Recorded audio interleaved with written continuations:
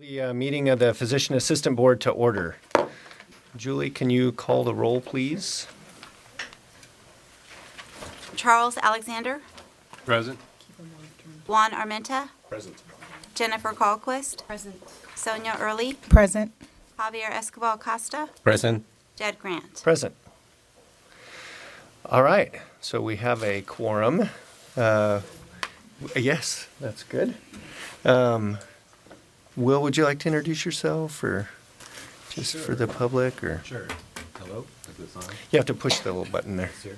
Yep. Hi, my name's Will McGuire. I'll be taking over as board counsel in the coming months. I'm currently kind of training and shadowing our esteemed counsel here, Christy, and learning what I can from her. And happy to be here. Nice to meet you all. I'm able to answer any questions, probably via email is the best way, william.mcguire@dca.ca.gov. All right, thanks. Glad to have you, Will. The next item on the agenda is approval of the November 4th, 2019 board meeting minutes. So those are in the packet, and if hopefully everyone has had a minute to look over those. Anyone have any changes for the minutes from last meeting? Do you need time to look at it for a moment, or? Okay.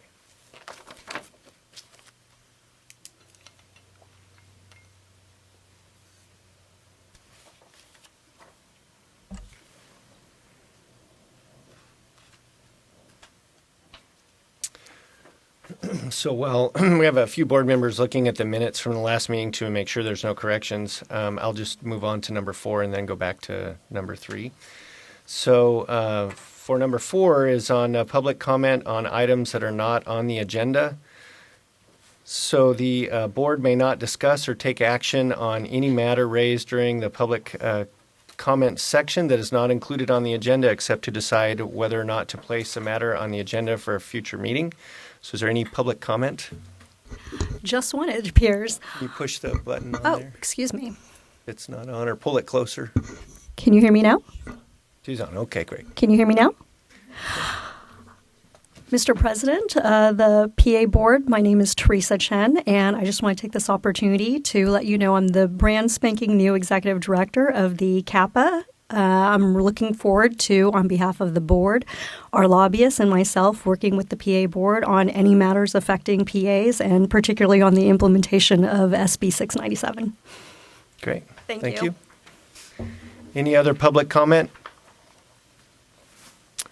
All right, seeing none, we will go back to number 3, which is approval of the board meeting minutes from November 2019.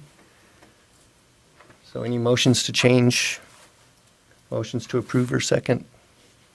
I'd like to approve the minutes as read. I second. Okay. Julie, further comment, public comment? Julie, will you call the roll, please? Charles Alexander, Aye. Juan Armenta, Aye. Jennifer Callquist, Aye. Sonia Early, Aye. Javier Escobar Costa, Aye. Jed Grant. Aye. Okay, looks like the motion carries. The minutes are approved.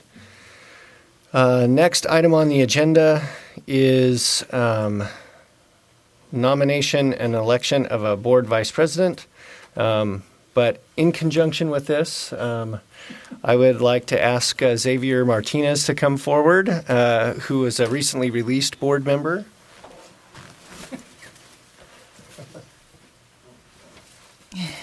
Or not reappointed. So Mr. Martinez was on the board for a long time. And so the board got you this little gift as an appreciation of your service. And we're sad to see you go, but thank you for your dedicated service to the board and to PAs in California. Great. Thank you very much. It's been an honor to serve. Thank you.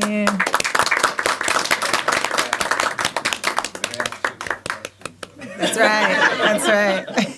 Thank you. Thank you.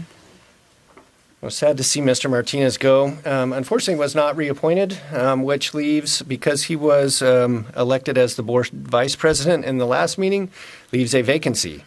And so we can nominate a new board vice president to serve for the year of 2020. And we'll entertain nomination from the members. If none, I'd like to nominate Dr. Charles Alexander to be the board vice president for 2020. I'll second. Further discussion? Any public comment? All right, Julie, will you call the vote, please? Charles Alexander, That was too easy. I have tough shoes to fill with Mr. Martinez leaving the board, and I'm sure I'll do my best to live up to his standards. Aye. Juan Armenta. Aye. Jennifer Callquist. Aye. Sonia Early. Aye. Javier Escobar Costa. Aye. Ted Grant. Aye. Okay, motion carries. Congratulations, Charles. Well, thank you. Thank you. Congrats. And Lynn will get you the long list of responsibilities at the end of the meeting. So next up is number 6, reports. The president report is first. Several of our board members, I was recently reappointed, so thank the governor's office for that, and I'm excited to be able to continue to serve on the board and as the president. We do have several board members that entered their grace year in 2020, so we'll be looking forward with some anticipation to their hopeful reappointment from the governor's office. We have this grace year, and then once they, by this meeting next year, if there's not reappointments, we'll have quorum issues. So hopefully we'll have some reappointments, but appreciate all of you being here and your contributions to the board. I look forward to reappointments. The last meeting, we talked about the sunset report. The board staff put a lot of hours into that very comprehensive report. I think all the board members received it, and it is a public document, so it is available to the public too. It's well over 100 pages, and a comprehensive document. So I just want to take the opportunity to thank the board staff for their outstanding work on the sunset report. I think it reflects where the board is and what we're doing and our hopes moving forward. They also included some budget change things with the growth of the PA profession and the board. There was a budget change proposal that went through and is part of the governor's new budget. So a lot of hard work from the board staff, and the sunset report reflects a lot of those things that have been going on in the board. So thanking them for their hard work. There will be further work with the legislature on that report, and legislation associated with it in the coming months, so it's not over, but the report came out really well. I think we're all very pleased with that. Do you have something? I just wanted to, since I think our next meeting is not until April, is that correct? I was wondering if Ms. Forsyth or Mr. Grant, either one, could talk about what the next steps are before the sunset hearing, like what happens vis-a-vis the report in any hearings or questions that may come to. What's next? Yes. Do you want to take that, Lynn? I've got one. Well, you can have two. I really want to hear what you're saying. Thank you. Okay, the next portion, the sunset report, has been delivered to the B&P committees. They are taking a look at it. I have a tentative meeting with 2 of the staff council members on Wednesday, which is the first go-around. At that point, they will ask us any questions that they have about the report. We should be receiving a series of questions, that we will have to provide written answers. And then we go before the hearing sometime in March. And I believe that you, as well as the president and vice president, Yes. attend Yes. the hearing. Really? Yes. You already said yes. Yes. Too late, yeah. That is true. Yes. Yes. And we also can help, with the drafting of the answers to those. We help with that as well. And that is it for the president's report. So moving on to the executive officer's report. Okay, well, you've already met Mr. McGuire, who is going to be our legal counsel once Christy goes on leave. We've been working in conjunction with both attorneys, trying to get everybody on the same page, going over various materials. So we've had two sets of legal eyes looking at everything for the last, month, roughly. So I'm very excited to have Will on board working with staff. And Karen, are you in the audience? Okay. Karen Halbrow is, come on up. She is our new regulation attorney that is within the legal office. So she will be working directly with all of us in order to get our reg packages through with any corrections, anything that needs to be accomplished. So obviously with the new reg unit within the legal department, we're hoping to get our regulations through in a quicker manner than we've done in the past. So welcome aboard. Our staff is out here, so hopefully we'll get you introduced to all of them. I didn't know if you wanted to read the backgrounds for them. I can. or- Okay, Karen Halbrow joined the DCA as a regulation attorney in October of 19. Her clients include the Physician Assistant Board, Medical Board, Osteopathic Medicine Board, Naturopathic Medicine Committee, and Respiratory Care Boards, and also Speech, Language Pathology, and Audiology, Hearing Aid Dispensers Board, and Veterinarian Medicine Board. Karen worked for 21 years as a civil litigator in the Bay Area and Sacramento, handling insurance defense, construction litigation, and some plaintiffs' work. She has a BA in political science with departmental honors from Stanford University, a JD from Hastings College of the Law, and an MS in counseling from Cal State University Hayward, now called Cal State University East Bay. Before joining the Legal Affairs Regulations Unit, Karen spent 4 years with the California Department of Public Health, Center for Healthcare Quality, License and Certification, Policy Section as a regulations writer. Karen began her career at the Board of Pharmacy in 2014 as a leg/reg analyst after having taken 8 years off from her legal career to raise 3 daughters and care for her aging parents. So, Welcome. Thank you. We're going to, I think, give you a lot of work. But we're happy to have you. Thank you very much. I'm very excited to serve this board. All right. Do you want to read Will's? yeah. And I'd like to go back a little bit here. For Will joined DCA in December of 2019. His clients include the Physician Assistant Board, Dental Hygiene Board, and the Bureau of Private Post-Secondary Education. Prior to joining DCA, he served as Public Utilities Counsel at the California Public Utilities Commission from 2017 to 2019. In this role, he advocated on behalf of California ratepayers for the lowest possible energy, telecommunications, water, and transportation rates, consistent with safe and reliable service. He also serves as an energy regulator analyst at the California Department Utilities Commission from 2013 to 2017. Throughout his career, Will has also operated his own solo practice and worked with several Sacramento area private law firms. He received his law degree with honors from Hamline University School of Law in St. Paul, Minnesota, and a Bachelor's of Arts in Film from the University of Wisconsin. In law school, Will published and edited for the Law Review, won a writing award in the William C. Weiss International Commercial Arbitration Moot Court, and clerked at a plaintiff's consumer and employment law firm in Minneapolis. In his spare time, Will enjoys playing basketball and chasing his twins around the house. So welcome aboard.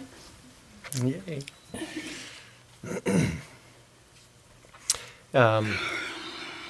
I'm just going to jump in since we're talking about attorney changes. So we're also going to lose Christy, is going to be going out on maternity leave.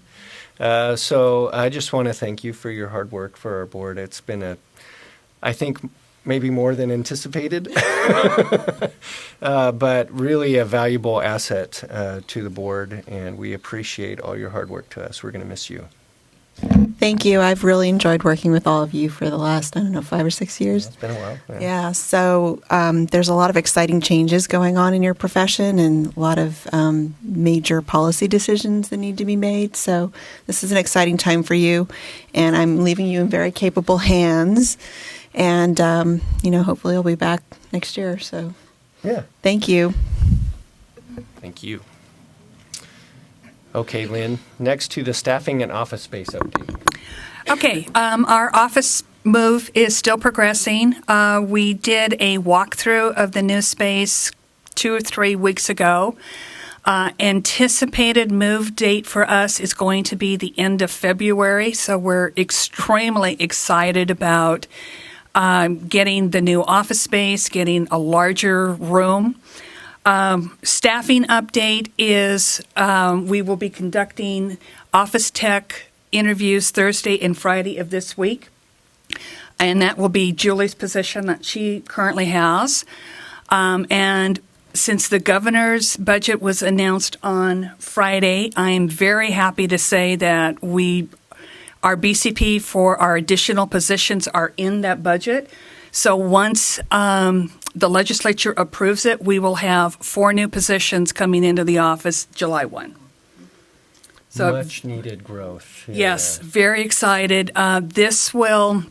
These positions will allow the board to complete their strategic plan by becoming more independent and bringing the work into the office. So we're really excited about all of this.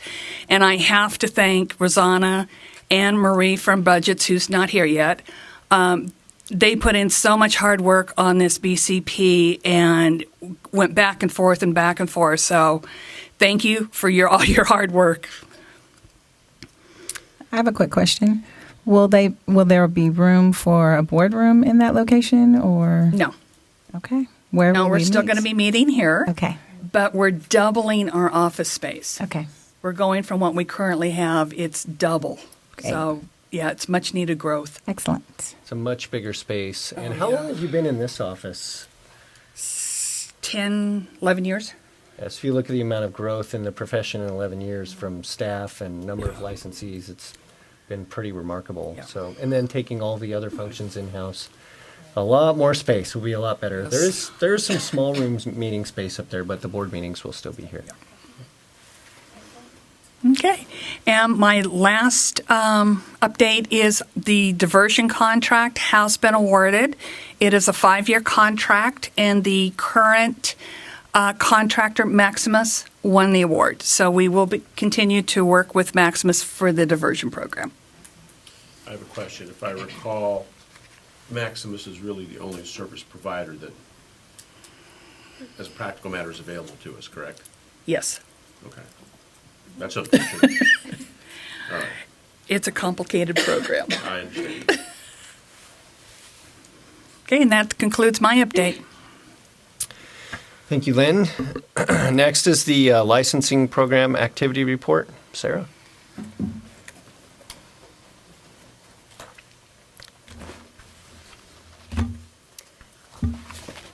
Good morning. Good morning.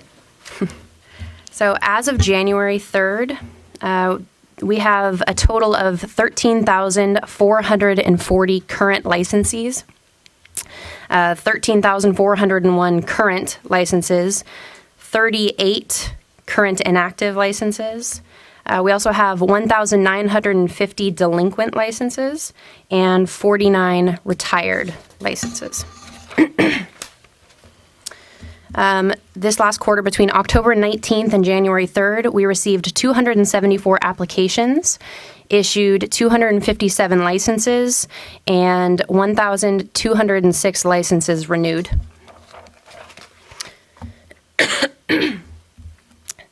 For our pending application workload, we have a total of 258 pending applications. 26 of which are not assigned to a current staff member because the application was submitted but no payment was received. So for paid applications, we have 232 applications pending. The average desk age for those applications is 54, and the average application age is 60 days. If you remove the unassigned applications, so the applications that were submitted and not paid for, those averages are closer to 41 for the desk age and 49 for the application age. The desk age is the average number of days assigned to a current staff member, and the average application age is the average number of days since the application receive date.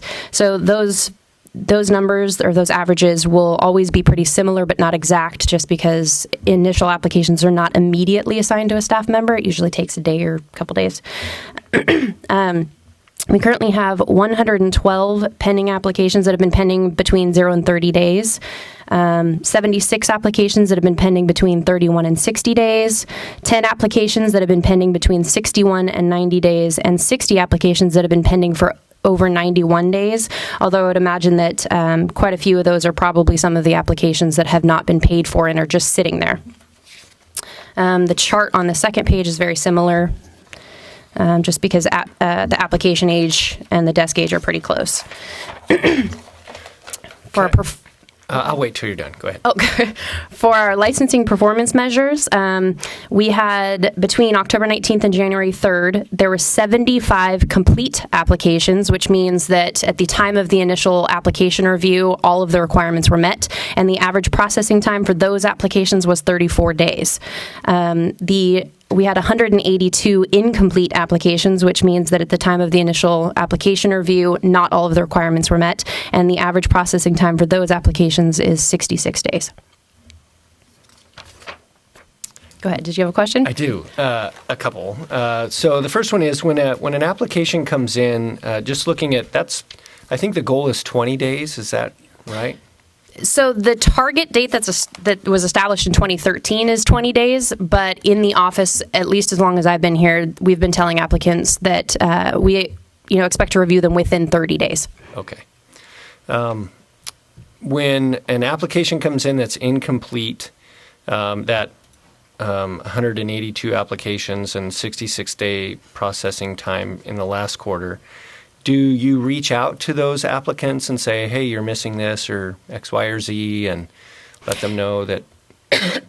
So at the time that their initial application is reviewed, I send them a deficiency letter, typically by email or by mail if I don't have an email address. So that's usually the only contact that I have with them to let them know, at least during the busier times, I guess, I don't have the opportunity to reach out to each and every individual applicant, but the number of applications being received has slowed down significantly. So I actually have reached out to every single person whose application was pending for quite a while, and I hadn't seen any new documents being received. And actually, I think over a couple of weeks, 19 people withdrew their application, and I issued refunds for those because they were just sitting in my drawer and nothing was being received. So. And did they mention why they withdrew them? Are they just not ready, or accepted positions out of state, or just no longer interested? But typically, they don't reach out to me to tell me that, so their application will just sit there until it expires a year after it was received. So when I reached out to them, a lot of the applications that were just sitting there for an extended length of time actually were interested in withdrawing their application, but I just didn't know. So okay. And same thing with the unpaid applications. Is it something similar? I believe, and I hope I don't misspeak on this, but I believe Anita usually reaches out to applicants who have submitted an application and not paid, just to make sure that they're aware that their application hasn't actually been received by the board until they pay. Until they pay, yeah. Okay. And then the 91 that are over, the 60 that are over 91 days. Mm-hmm. Do you have? Can you give us like a ballpark reason why? So applications that are older than 91 days or that have been pending for that length of time, like I said, some of those might be the people who have not paid yet because that is included in this report. But a lot of those are applications with criminal history or significant amount of licenses out of state that we're waiting for verifications for, or people who apply just much earlier than they actually anticipate being licensed, and it just kind of sits there and they're not actually submitting their documents. So when I reach out, I get a lot of emails back saying, oh, I plan on doing this. I plan on submitting all the documents. I just haven't gotten to it yet. So, yeah, but I believe that there aren't actually, I don't believe that all of those are actually pending. I think some of those, like I said, are the applications that haven't paid yet. So I know as someone who works in PA education, sometimes PA schools will tell their about-to-be graduates, apply right away as soon as you can and get the process started. Mm-hmm. Is that something that is a problem? Is might some outreach to the programs to tell them, hey, make sure everything is complete and then submit your application? Or So I believe that outreach would probably be beneficial for a number of reasons, not necessarily just that reason, but I'm actually finding that, at least from what I'm hearing from my applicants, that their programs, most of them are not telling them to apply right away. They're telling them to apply within the 45 to 60 day range, before they want to be licensed, or maybe 30 days before they graduate. Okay. So they're not applying, really, really early, but yeah, I think outreach would be beneficial just for other reasons. Just there's a lot of misinformation going around about addresses of record. Right. Some applicants are providing, the school address, for example, things like that. So. Okay, so there's another agenda item that talks about this, but go ahead, Mary. That's one of the things that Julie will be doing in her new position. She is going to be reaching out to the various schools, making sure she has a contact as far as the educators, and getting this type of information out to the students, especially with so many schools coming on board. Yeah. I would guess, correct me if I'm wrong, but I would guess that it's easier for you to process an application if it's complete, right? Correct. Having to find the things that aren't there and reach out to the applicant and say, hey, this is missing, probably significantly delays the processing of the application. So it might be easier for them to submit a complete application to you and make the process faster. So if they're applying for their PA license 30 days before they graduate, they haven't taken their pants yet, they haven't done a lot of these things that require a significant amount of time, which means these applications are going to age as incomplete when they could just hold their application and submit it once everything is there.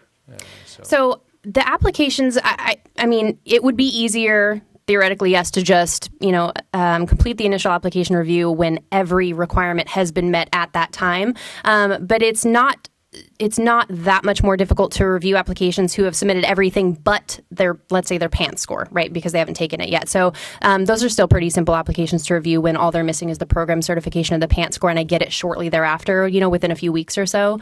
I don't tell my applicants that a lot of them are under the they have the misconception that everything actually has to be complete before they even apply, which actually will delay the process for them if they're hoping to get a license sooner, just because there still is that 30-day time that they have to wait before actually being reviewed. Right. So I don't want them to wait until everything is done necessarily, because then they're still going to wait a month. I got you. So. Okay. So good. Outreach. Good. All right. I don't have any other questions. Sorry for all those. That's okay. Any other questions? So just to sum that up, 30 days is ideal for the applicants to apply. Correct. So right now, we're actually only 2 weeks out for review. Okay. But like I said, the number of incoming applications has slowed significantly, but I anticipate that picking back up in March, just because I know that there are a lot of schools in California that are about to graduate. Right. So that'll pick back up. But yeah, usually we tell them, within 30 days. 30 days. So okay. Anybody getting reviewed right now is lucky. They're only waiting 2 weeks. Thank you. Other questions? All right. Thank you, Sarah. Thank you.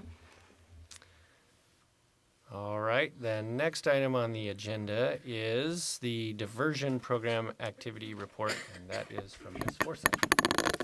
Okay, as of December 31st, 2019, we have 11 participants in the diversion program. And from the very beginning in 1990, when this program started, we've had 156 participants. That's it.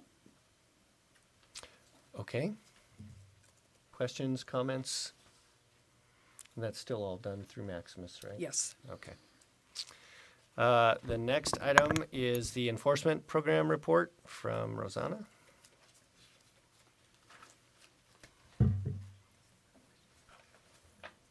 Good morning.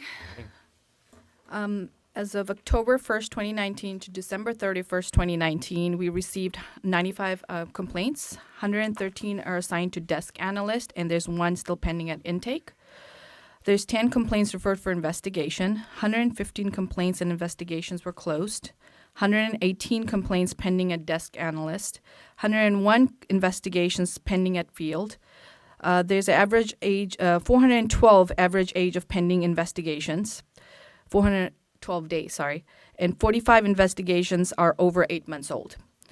There's 8 cases initiated at the AG's office. There's 44 cases pending, and average 474 days average age of pending cases at the AG's office. We filed 6 accusations. We placed 5 licensees on probation. 2 licenses were revoked. 2 licenses were surrendered.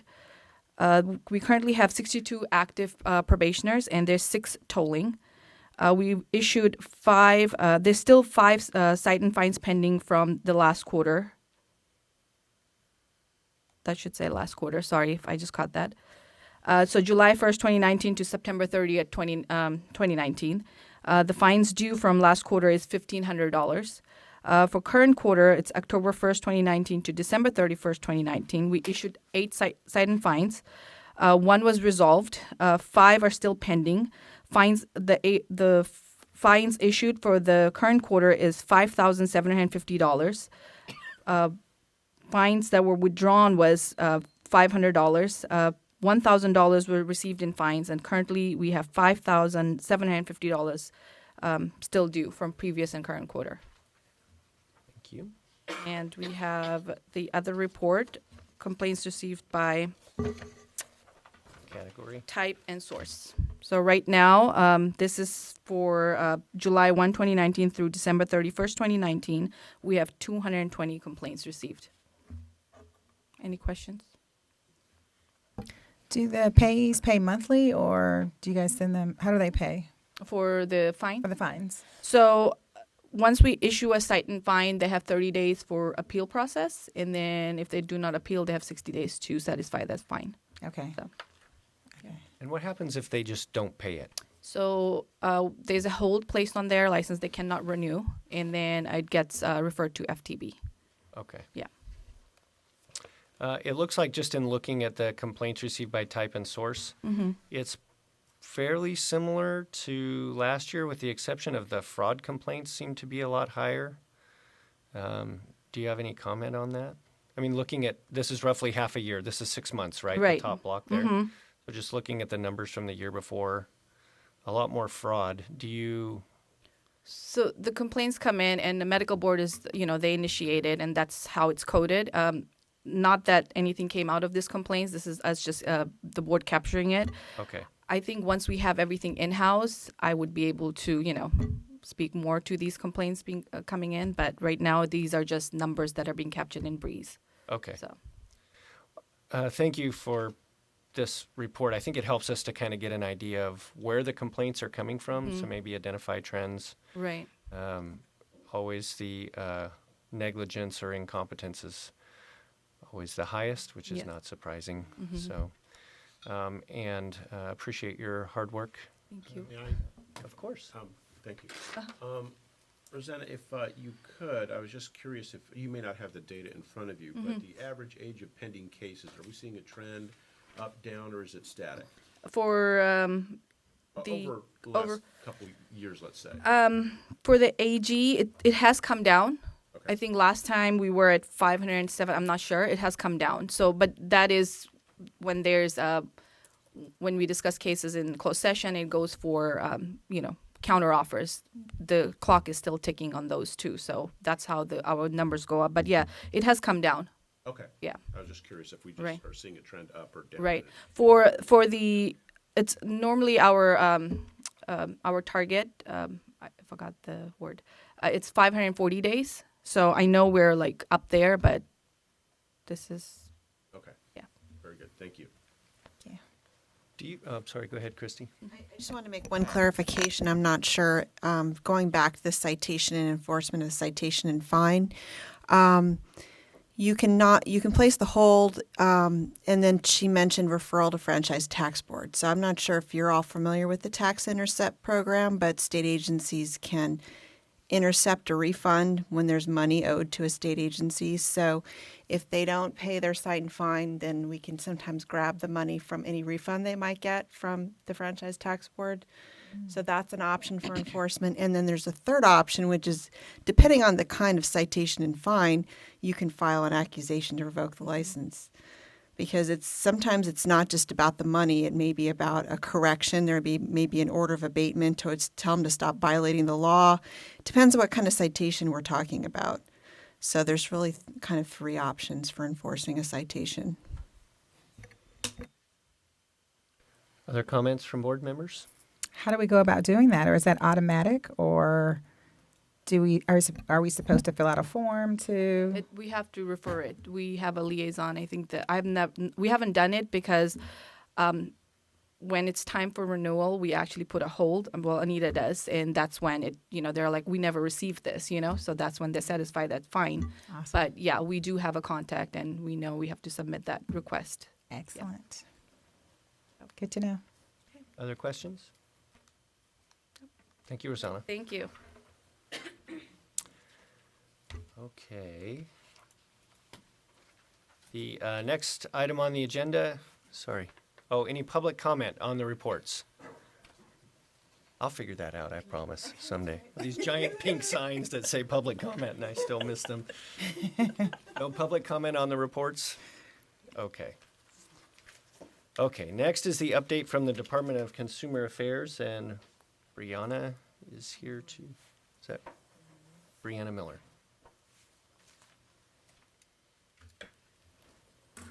Good morning. My name is Brianna Miller. I'm with the Department of Consumer Affairs' Office and Board of Bureau Services. I thank you for having me today, and at your pleasure, I have a prepared DCA update to provide to you all.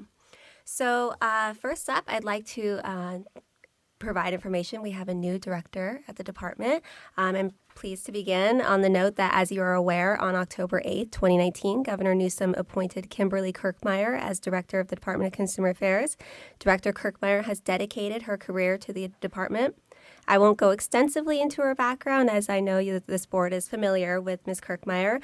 However, just wanted to note that she started her career 30 years ago with the department and has enjoyed serving in various positions with the department prior to her appointment as director.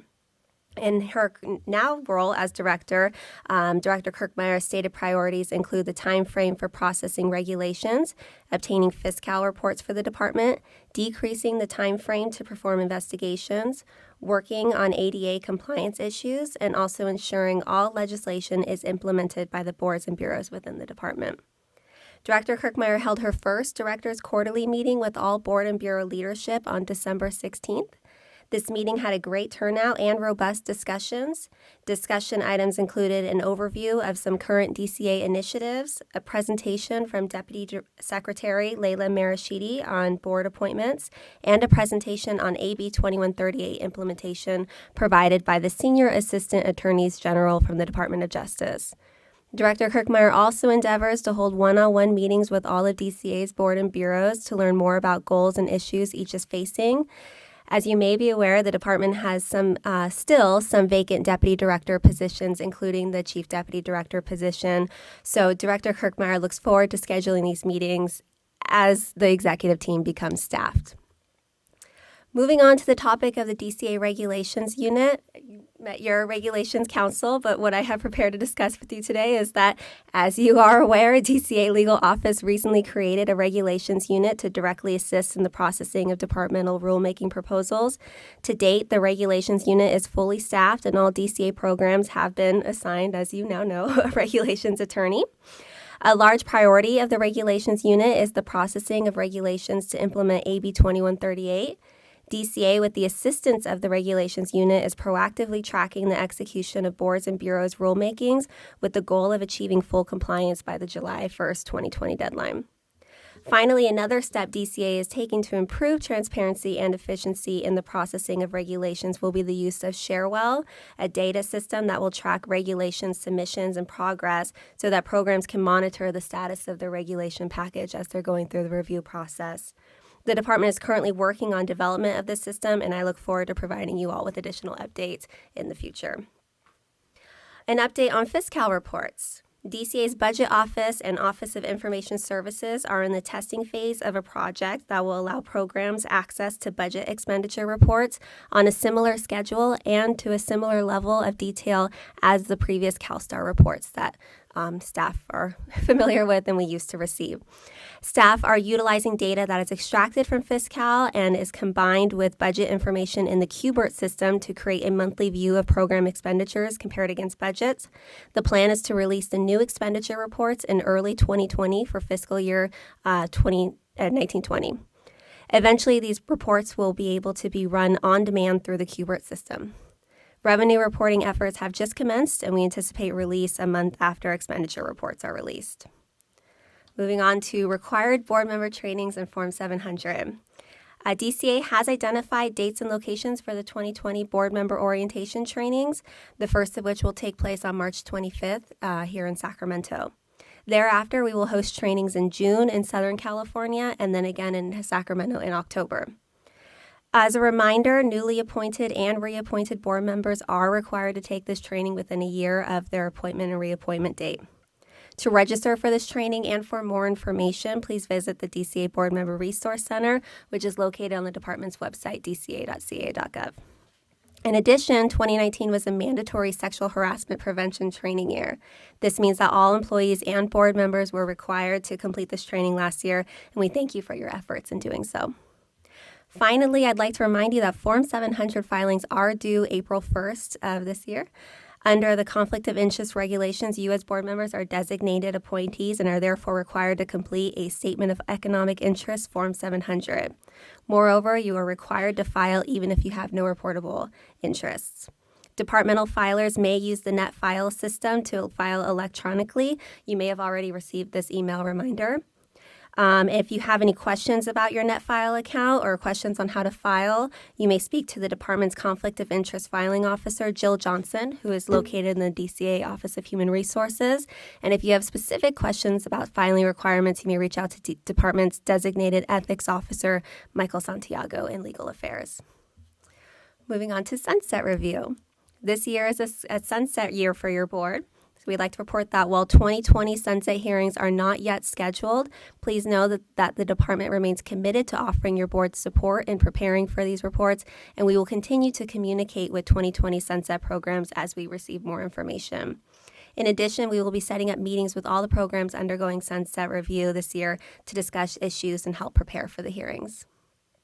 Finally, I'd like to share a bit about the department's Organizational Improvement Office, or OIO. OIO provides DCA programs change management services, business process mapping, and information technology system requirement documentation. In addition, OIO provides collaborative consulting on process reengineering that maximizes utilization of existing resources, improves productivity, and increases quality. Examples of work performed by OIO include review of DCA centralized services, which they're currently doing. They're conducting legislative mandated reviews of DCA services to identify opportunities to achieve efficiencies. These include Legal Affairs Division, Division of Investigation, Office of Information Services, Service Desk, and the Office of Human Resources.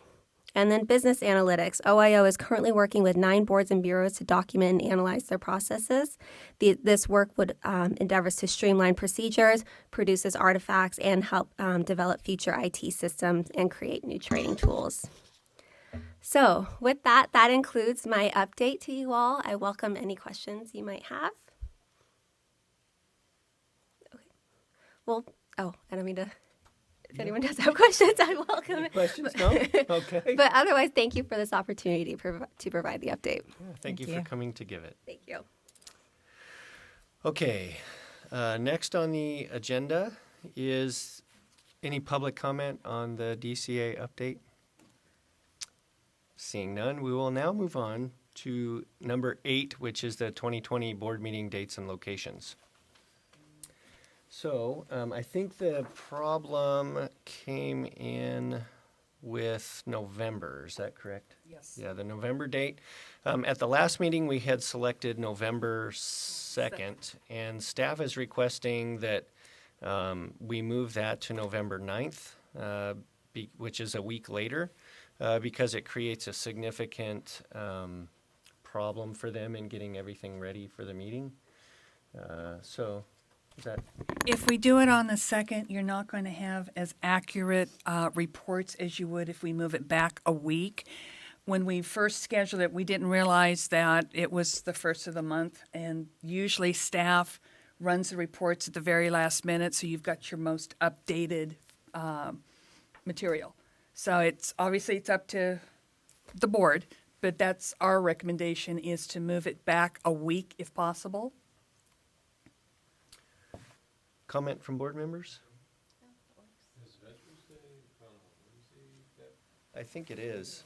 Yeah, I think Veterans Day is the 11th, It is. right? It's the 11th. Yeah.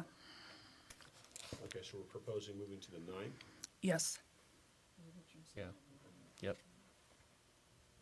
Let me check my calendar.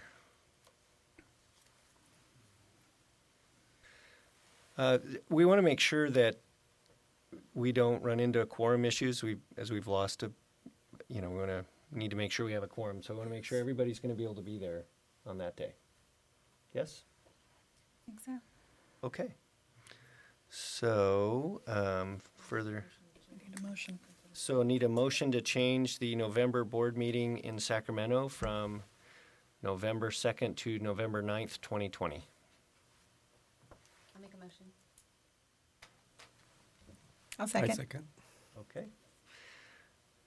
Further comment, public comment? Okay. Julie, will you call the roll, please? Charles Alexander, Aye. Juan Armenta, Aye. Jennifer Carlquist. Aye. Sonia Early, Aye. Javier Escobar Costa, Aye. Jed Grant. Aye. A motion carries. So we will meet on the 9th instead of the 2nd. So can I just reconfirm for Will, your next meeting is April 27th, correct? Yes, And then August 7th, correct. and then November 9th? We need to determine where the board wants to conduct their August meeting. That's part of this whole thing. So, That came up because in the past, the professional organization held their meeting in San Diego in August for the last few years, and so we tried to meet in conjunction with that just to give licensees access to the board meeting. However, they have moved their meeting to October, which is when it was for many years. So we still need to have at least one meeting in the Southern California area as required by law. So one, we had previously planned on doing that in August. We want to keep it there. And second, two, where exactly do we want to have this meeting? So if you don't mind, a PA school that I'm affiliated with, Southern California University of Health Sciences, would love to host the meeting at their campus, and that is in Whittier, California. So Okay. In August? in August. Okay. It's August 7th, is that right? August 7th? August 7th. Have you checked with them already on Yes. that date? You are very prepared. That's all right. Good. Okay, further board member comment? Is that Whittier, California? Public comment for location, time of the August meeting?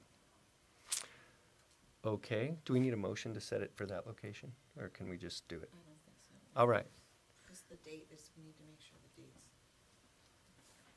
Sonia said she checked. So if I it's will. wrong- I will double check just for 2000 Okay, purposes. confirm that Yes. location, time, date is Yes. good. Mhm. And Lynn, can you work with Sonia to make sure that she knows all of our requirements for the Yeah. meeting in Yes, terms please. of access and all that? Julie and I will both be working with you because she'll need a contact at the school Okay. for audio and the room and Okay. lodging close by and whatnot. So yes, Okay. we'll definitely work with you on it. Awesome. Thank you. Thank you for having us. Yeah, make sure you extend our thanks to them. That's Yes. be generous of them to offer up a Thank you. location, so. Okay, so that's where we'll be. How about, we have a time certain meeting at 10 o'clock for legislation, so how about we take a break for 10 minutes and then we'll come back for the time certain meeting? That sound, for the reg hearing, yes. So we'll be on a break for 10 minutes.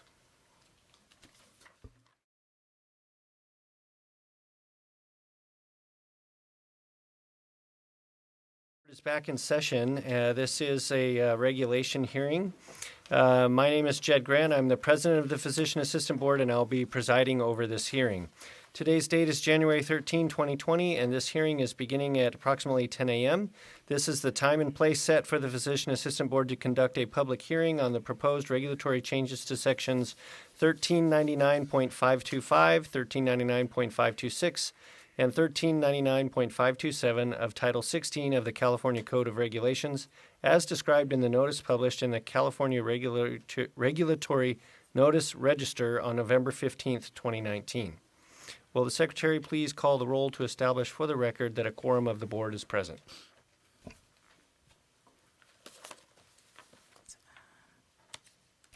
Charles Alexander, Aye. Juan Armenta. Aye. Jennifer Carlquist. Aye. Sonia Early. Aye. Javier Escobar Acosta. Aye. Jed Grant. Present. At this time, the hearing will be open to take oral testimony and/or documentary evidence by any person interested in these regulations for the record, which is now being made by tape recorder. All oral testimony and documentary evidence will be considered by the Physician Assistant Board pursuant to the requirements of the Administrative Procedure Act before the board formally adopts the proposed amendments to these regulations or recommends changes which may evolve as a result of this hearing. If any interested person desires to provide oral testimony, it will be appreciated if he or she will stand and come forward and give his or her name and address, and if he or she represents an organization, the name of such organization, so that we will have a record of all those who appear. It is the desire of the board that the record of the hearing may be clear and intelligible, and that the hearing itself may be orderly, thus providing all parties with fair and ample opportunity to be heard. Are there any questions concerning the nature of the proceedings or the procedure to be followed here before we begin? Seeing none, we will proceed to consider the board's proposed regulations. Is there anyone who would like to testify? Okay. So, seeing no one who would like to testify from the public, we do have, I think, oh, in the next item. Okay.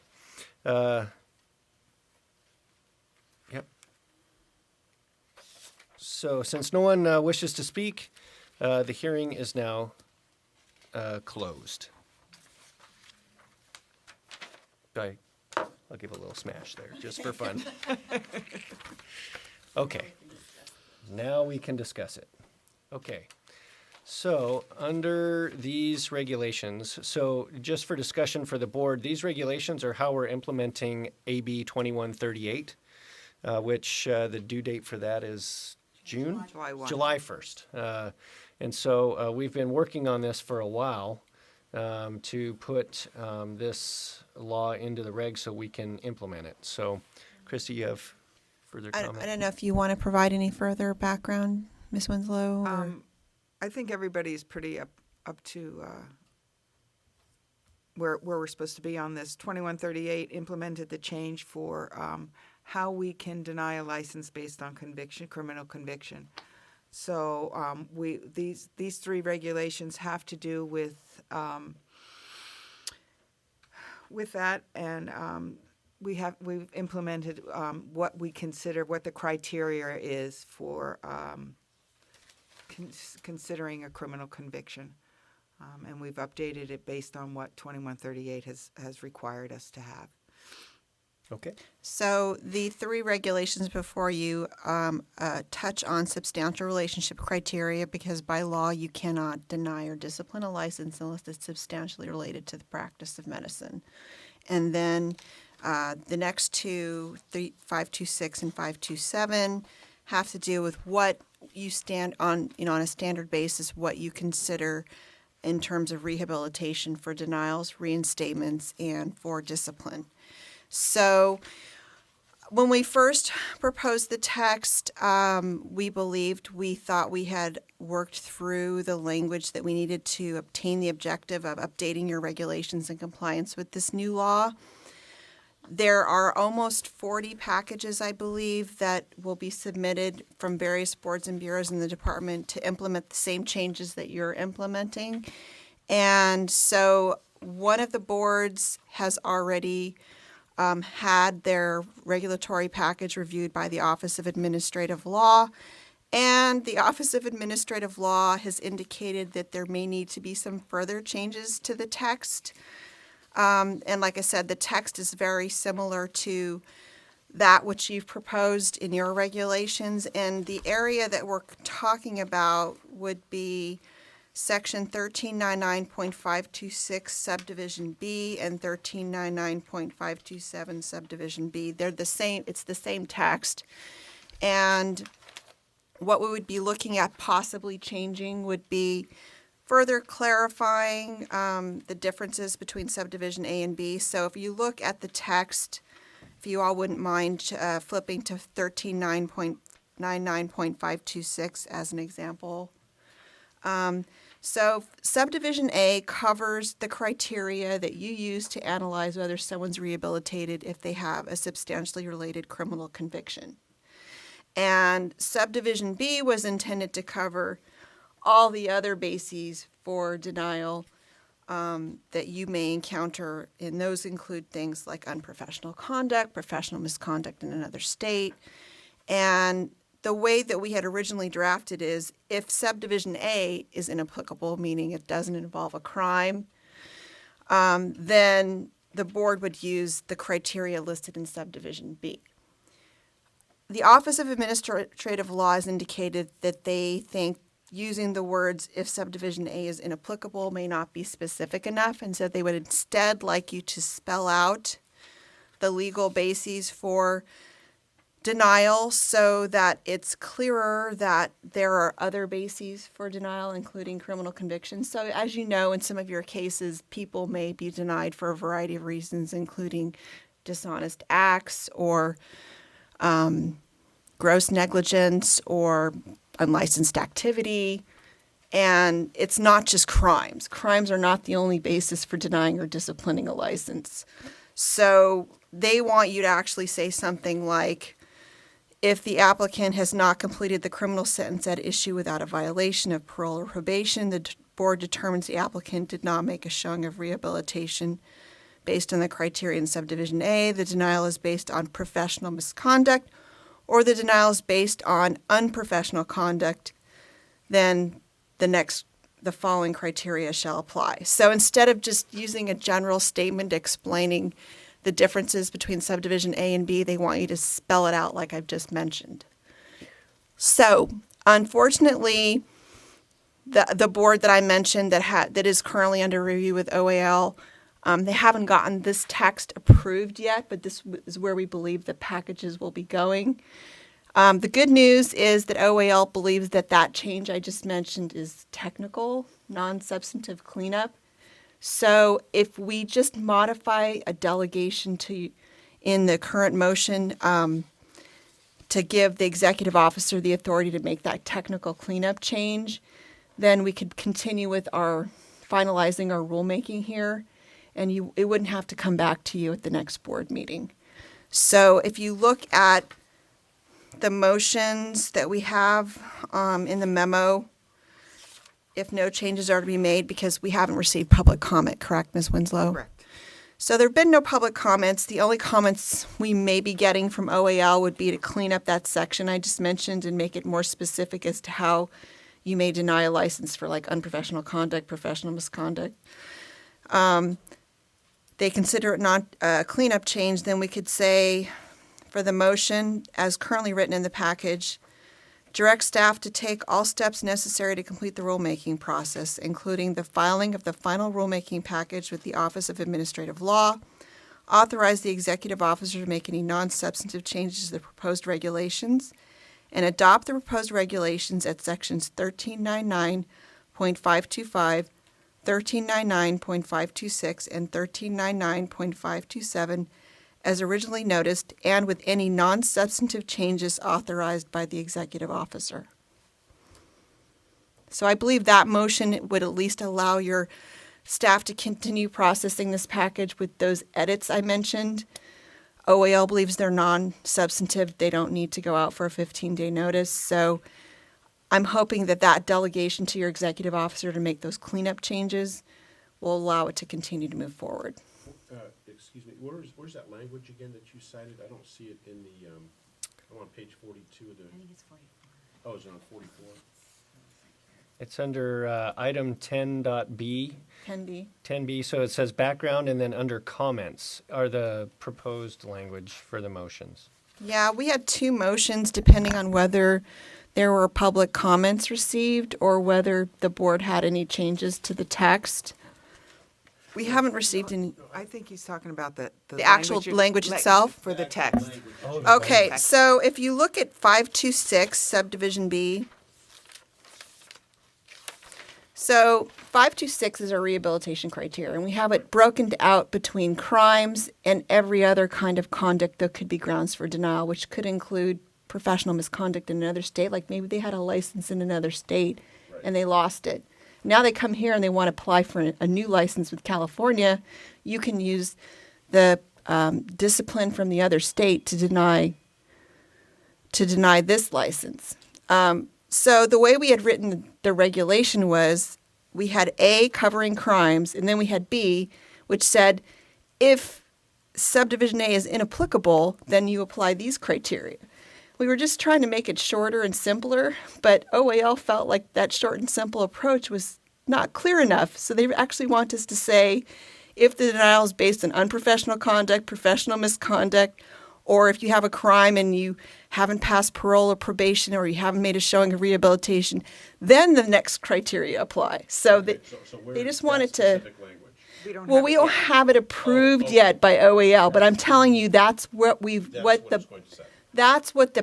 current board that's under OAL review right now is proposing to fix their concerns with that section. We have the same exact language that the other board has in their regulation proposal. Well, I was confused. I thought you were giving us this specific language. You're just telling us. I'm just telling you about it. I would have brought it to you if OAL had said, yes, I like that change. And you know what I'm saying? So because I don't know, and it's still a moving target, exactly what the approved language is going to be for that board, okay. I just thought I would have you delegate to your EO the authority to make that technical cleanup language because we tried very hard to get some answer before your meeting so that I could have text for you. But that is the proposal the text that I just read to you is the proposal that's before OAL, but I don't know if they're going to approve it exactly that way.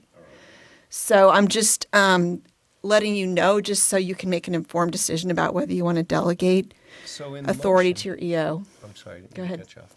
So in the motion, it's basically saying whenever that language that is adopted for the other board, we can mirror that in ours, and it's a non-substantive change. We just are authorizing the EO to make that change. Okay. Yeah. So we're adopting the text as noticed, like you have in your package, with the additional authority to your EO to make the non-substantive technical cleanup change that I mentioned, and it looks like it's going to be to subdivision B of both 526 and 527 because they're written exactly the same way. One regulation deals with denials and reinstatements, and then 527 deals with discipline, suspensions, and revocations. Does that make sense? I know it's a little convoluted, sorry. No. I was just, when you gave that sentence, I thought that was essentially the verbatim language. I was hoping it would be. I was hoping to have an answer for you today, and I tried real hard to get an answer, and so did the board that has this issue before OAL, but they haven't committed to that resolving the issue for them. But they did indicate that cleanup that needs to be done is really not a substantive edit. So that's the good news, that if we just have to do a non-substantive cleanup there, we don't have to go back out for public comment and all that. It just needs to be tidied up and finalized. And so your package may actually go through faster than the other boards, even though they filed before you did, because they're going to have to go out for a 15-day notice because they had a lot of other changes that won't affect your package at all that they also have to do. So I just wanted to not slow the momentum down for you. And this is the best I could come up with. And obviously we're not going to quarrel with the assessment that this is technical, non-substantive. No, because because they're the. Look on his face. I'm not doing it. Right. I mean, they're the kind of the control agency when it comes to the text that we adopt, and if they think it's non-substantive and technical, then we'll accede to their determination so that we can move the package forward. We worked really hard to get it as clean as possible before we submitted it, but there was a change in administrations, and you never know how people are going to read things. They could read it differently, and they did. So, Would anyone like to make a motion as noted? I will make that motion to delegate to our executive officer as suggested by council. I'll second. Can you reread the motion before we? sure. I know it's long. Sorry. And again, this was a motion I created years ago at the recommendation of the Office of Administrative Law. That's why it's so lengthy. Direct staff to take all steps necessary to complete the rulemaking process, including the filing of the final rulemaking package with the Office of Administrative Law. Authorize the executive officer to make any non-substantive changes to the proposed regulations and adopt the proposed regulations at sections 1399.525, 1399.526, and 1399.527 as originally noticed, and with any non-substantive changes authorized by the executive officer. I make that motion. I'll second. Would you like to call the roll? Charles Alexander, Aye. Juan Armenta, Aye. Jennifer Carlquist. Aye. Sonia Early, Aye. Javier Escobar Acosta, Aye. Ted Grant. Aye. Is there any public comment on the changes that we have discussed here? Seeing none. Further discussion by the board? Okay. Motion carries. Great. Okay. They do. I have that. Yep. So next we're going to go back. We had to move ahead to item 10 because of the time certain for the regulatory hearing. But we will now, that is concluded. So we will go back to item number 9, which is a report from the medical board. And that has been provided to me by Christine Lally, who is the interim executive director of the medical board. So she has provided a written report, which I will read.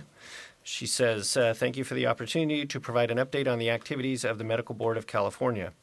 The Medical Board of California will hold its first quarterly meeting of 2020 on January 30th and 31st, 2020 at the DoubleTree Hilton Hotel on 2001 West Point Way in Sacramento. Upon the conclusion of the board meeting on Friday, January 31st, the board will hold an interested parties meeting for the board to seek constructive recommendations for improvement from the public and provide updates since the last interested parties meeting held on February 1st, 2019. The 2020 quarterly board meeting schedule is available on the board's website. The board is scheduled to meet in Southern California on May 7th and 8th, on August 12th through 14th in the Bay Area, and on November 12th and 13th, 2020 in Southern California. Moving on to executive director recruitment, the board began the recruitment process for the executive director position in November 2019. At the upcoming quarterly board meeting, the board will interview candidates for the position in closed session. Moving on to a fee study, the board contracted with CPS HR Consulting in the fall of 2019 to conduct a fee study to determine the appropriate levels by which to raise licensing fees. CPS HR Consulting will present its report and recommendations to the board at the upcoming quarterly board meeting in Sacramento. The board will need to seek legislation to increase the board's fees. The last fee increase was passed in 2005. Moving on to the January 1st, 2020 licensing program changes. In October of 2017, Senate Bill 798 was signed by Governor Brown, revising the postgraduate training and licensing requirements for physicians and surgeons and supporting the board's mission of consumer protection. Effective January 1, 2020, all applicants, regardless of whether the medical school attended was domestic or international, are required to successfully complete 36 months of postgraduate training accredited by either the Accreditation Council for Graduate Medical Education, also known as the ACGME, Royal College of Physicians and Surgeons of Canada, or the College of Family Physicians of Canada that includes 4 months of general medicine. Applicants will need to complete 24 consecutive months of training in the same program in order to be eligible for a physician's and surgeon's license in California. Additionally, a postgraduate training license will be required for all residents participating in an ACGME accredited postgraduate training program in California in order to practice medicine as a part of their training program. A postgraduate training license must be obtained within 180 days after enrollment in the program and will not be required to be renewed. The profile of a holder of a postgraduate training license will be displayed on the board's website for public view. Any resident participating in an ACGME accredited postgraduate training program at the time the law goes into effect and who is not eligible for licensure will need a postgraduate training license by June 30th, 2020 to continue in the training program. The new postgraduate training license applications are available on the board's website and online through the Breeze system. To date, the board has received 64 postgraduate training license applications. The licensing program, management team, and staff continue to work with current applicants and programs on any questions that arise regarding the new postgraduate training licensing requirements. Moving on to the January 22nd, 2020 hearing on the proposed regulatory action regarding substantial relationship and rehabilitation criteria. The board received a request for a hearing on its regulations to implement Assembly Bill 2138 regarding substantial relationship and rehabilitation criteria. The regulations hearing is scheduled for 9 a.m. on January 22nd, 2020 in the hearing room of the Evergreen Building, which is here. The hearing agenda, regulations notice, text, and initial statement of reasons are available on the board's website. Moving on to the DCU, the Discipline Complaint Unit. Valerie Moore, the board's longtime staff services manager of the Discipline Complaint Unit, or DCU, retired on December 31st, 2019. The board is grateful for the many years of service and hard work Ms. Moore dedicated to the board to make the DCU a successful and high-performing unit. The board welcomed Mary Catherine Cruz Jones as the new DCU Staff Services Manager. Prior to joining the medical board in 2017, Mary Kate worked in the private sector. She earned a Bachelor of Arts degree from UC Davis and is nearing completion of her Master's in Public Policy and Public Administration at CSU Sacramento. On behalf of the medical board, best wishes to you for a healthy, productive, and hopeful new year. Sincerely, Christine J. Lally, Interim Executive Director. Any comments? Just a quick question regarding the residency application. So basically an intern should fill that form out within the first 6 months of the training year? Yeah, so I think this is really interesting. Basically what they've done is say, you know, you've graduated from med school, but we're not going to issue, which current under, well, not current, but the law before, right. Once they graduated from medical school, they got licensed as a physician. Right. That was it. Right. Now they are recognizing that graduation from med school is not the same as being a residency trained person. And so they're issuing a limited license, which I think has particular interest to our board and our profession in terms of how we train, because PAs don't do formal postgraduate training. Mm-hmm. So sort of interesting. So. Thank you. Further comment? Public comment? Okay. Next on the agenda is 11, which is a overview of a meeting I went to at the Federation of State Medical Boards. They had a stakeholder meeting on November 21st, 2019, which they invited me to, and I attended in Washington, D.C. And the Federation of State Medical Boards is trying to put together an interstate compact where licensing can be conducted more quickly for people who are working in multiple states. So under current law right now for PAs, if a PA wants to work in multiple states, they go through the individual process for each state to get a PA license in that state. Under this idea of an interstate compact, they would have an accelerated licensing process through the Federation of State Medical Boards. So if a state participates in this compact, they would be agreeing that people who basically do a pre-authorization, the analogy they used was like the TSA when you're traveling, right? So everybody has to go through security, but if you do the TSA pre-check, you've already had some pre-things done, which means you get through security a lot faster. What they are saying is that they would, people who are involved in this interstate compact, the applicants for licensure would have already met certain requirements so that they could be processed for licensure much more quickly. They would still have to have an individual license in each state, but if they are deemed to, if the state is in the compact, they would agree that if another state has licensed them, that they're not going to do as extensive checking on the applicant because the other state participates in the same compact, so they've sort of been pre-screened. That's the general idea for it. It was a really interesting meeting. There was a lot of heated discussion with some disagreement. So some things that came up in terms of a wish list. So basically they gave us lots of background on lots of different compacts and lots of different professions, including physicians and respiratory therapists and physical therapists and lots of different backgrounds that where there are compacts. And then asked all of these representatives from various PA boards around the country, if you were to do something like this, what would your wish list be for the things that everybody has to have that are participating in the compact? And so the basic wish list was they have to graduate from an accredited PA program, they have to have completed initial certification from NCCPA. There was considerable disagreement on whether or not maintenance of certification would be required through NCCPA. Currently, what we do, which is you either have NCCPA certification or you meet our CME requirements, was a common way to do it. Only 18 states require both initial and maintenance of certification right now. And so obviously they wanted that to happen, and many states like us didn't want that to happen. So it was a lot of heated discussion about that. So there was no decision made on that part of it.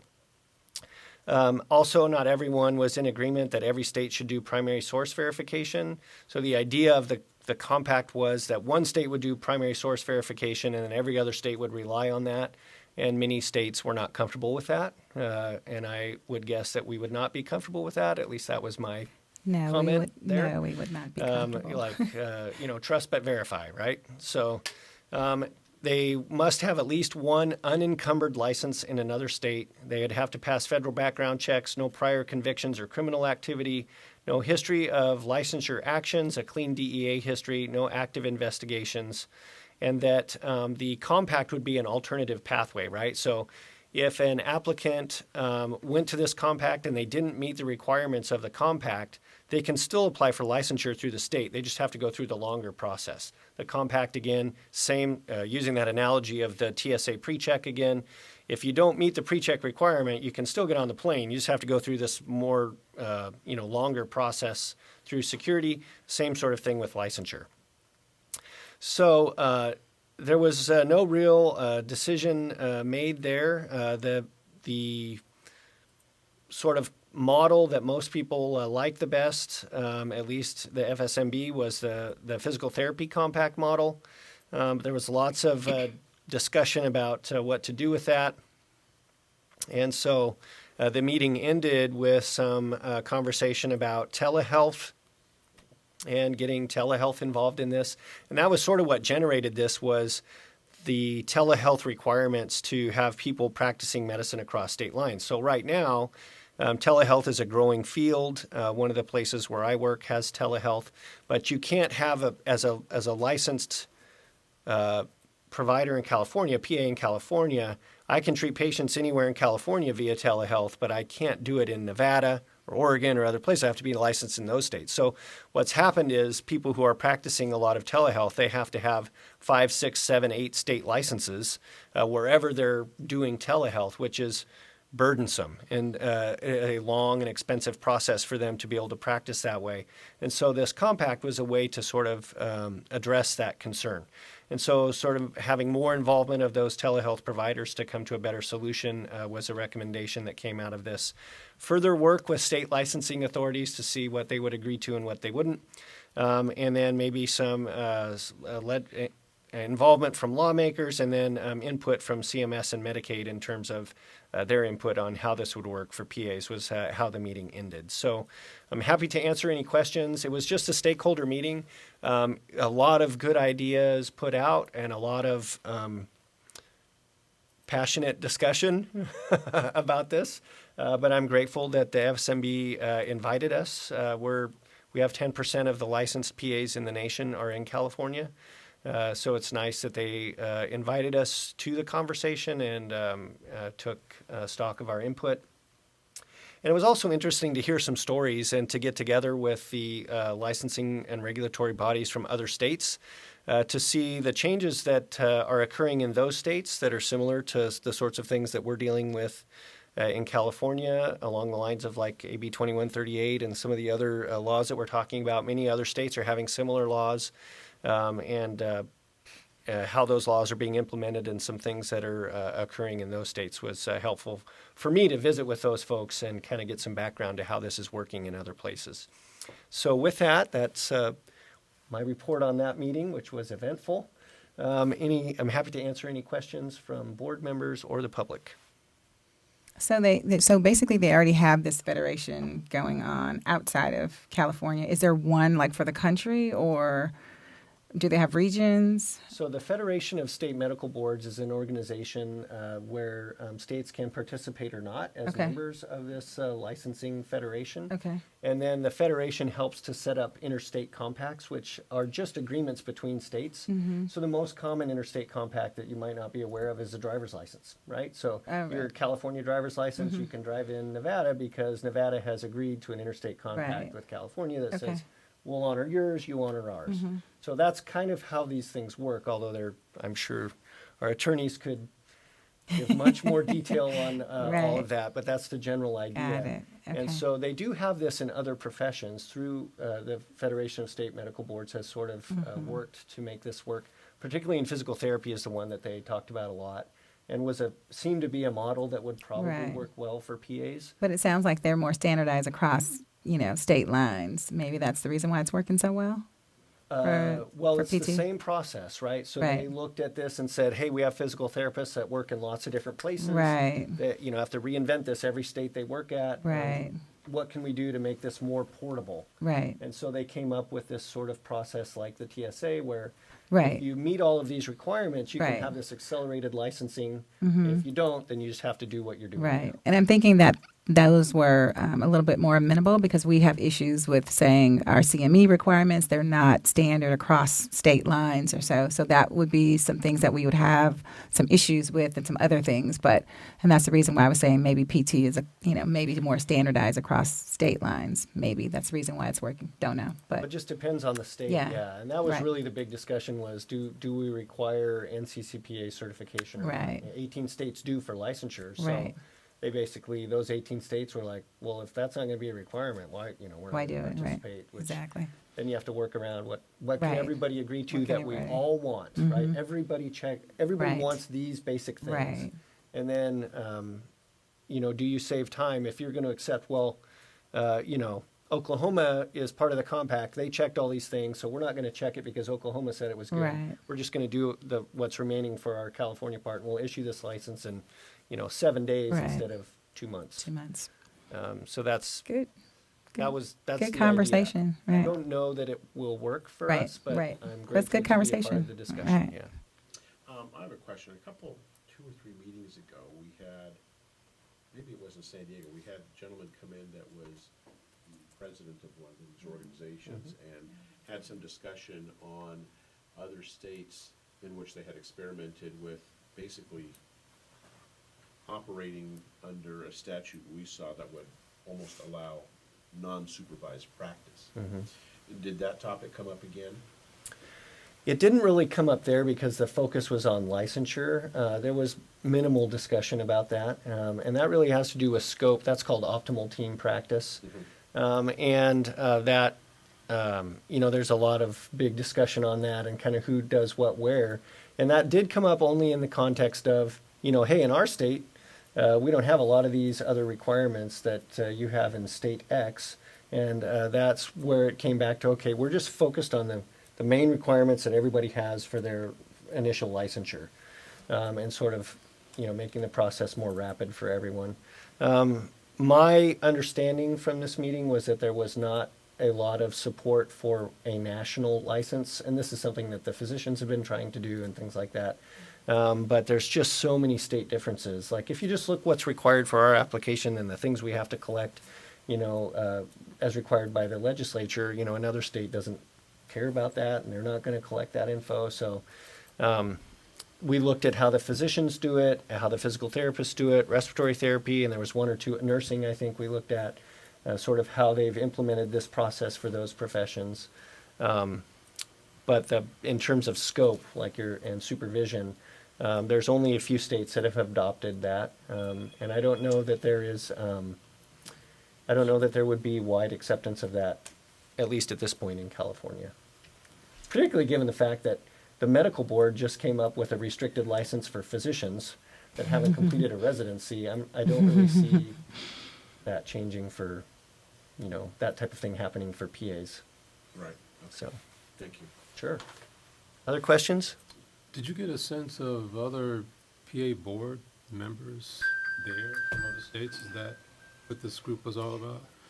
So you represented California as a board member. Were there other board members, and are they more freestanding boards, or were they medical board related? Yeah, there was a wide variety. So there was representation from, I think, a little over 40, like 41 or 42 states there. It was quite a few people.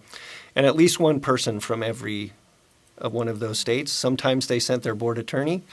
Yeah, you missed out. Yeah, but most cases it was like the board president or vice president or a board member, and then some sent their EOs. But it was interesting. Some of them are committees of the medical board. Some of them are just medical board members that are PAs. I sat next to a guy from Vermont, I think, that is just, he's on their PAs are licensed by their medical board. And so he came as, their representative to get some information. So there's a wide variety. There are several states that do not have independent PA boards. So PAs are regulated by the medical board in many states. So, thank you. Sure. Other questions? Public comment? Okay. Excellent. So we will move on. I can get back to the agenda here. Next would be the discussion and possible action regarding outreach and implementation of SB 697. And the first part of that would be the frequently asked questions bulletin. So, Christy, you and Lynn have a packet for us here. So basically where this, I'll turn it over to you, but just for background. This SB 697 is a big bill that was signed by the governor in October that really changes the PA Practice Act. And we have gotten lots of questions from licensees about what this means and what's going to happen moving forward. The professional organization has provided lots of information on their website, but we wanted to make sure that we had answers to the frequently asked questions that we get for licensees to make sure that we are giving accurate information. So this is a frequently asked questions that the board staff have been working on, and then we would like to perhaps have board approval and post on the website after we've discussed it. Christy?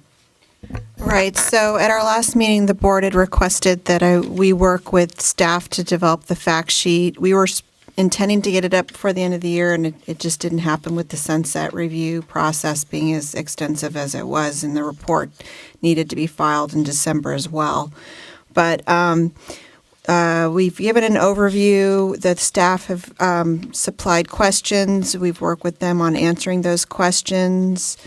In addition, the board had asked that we go through the website and the staff pull down anything that was outdated or inconsistent with SB 697 with a view of perhaps updating some of that information as well.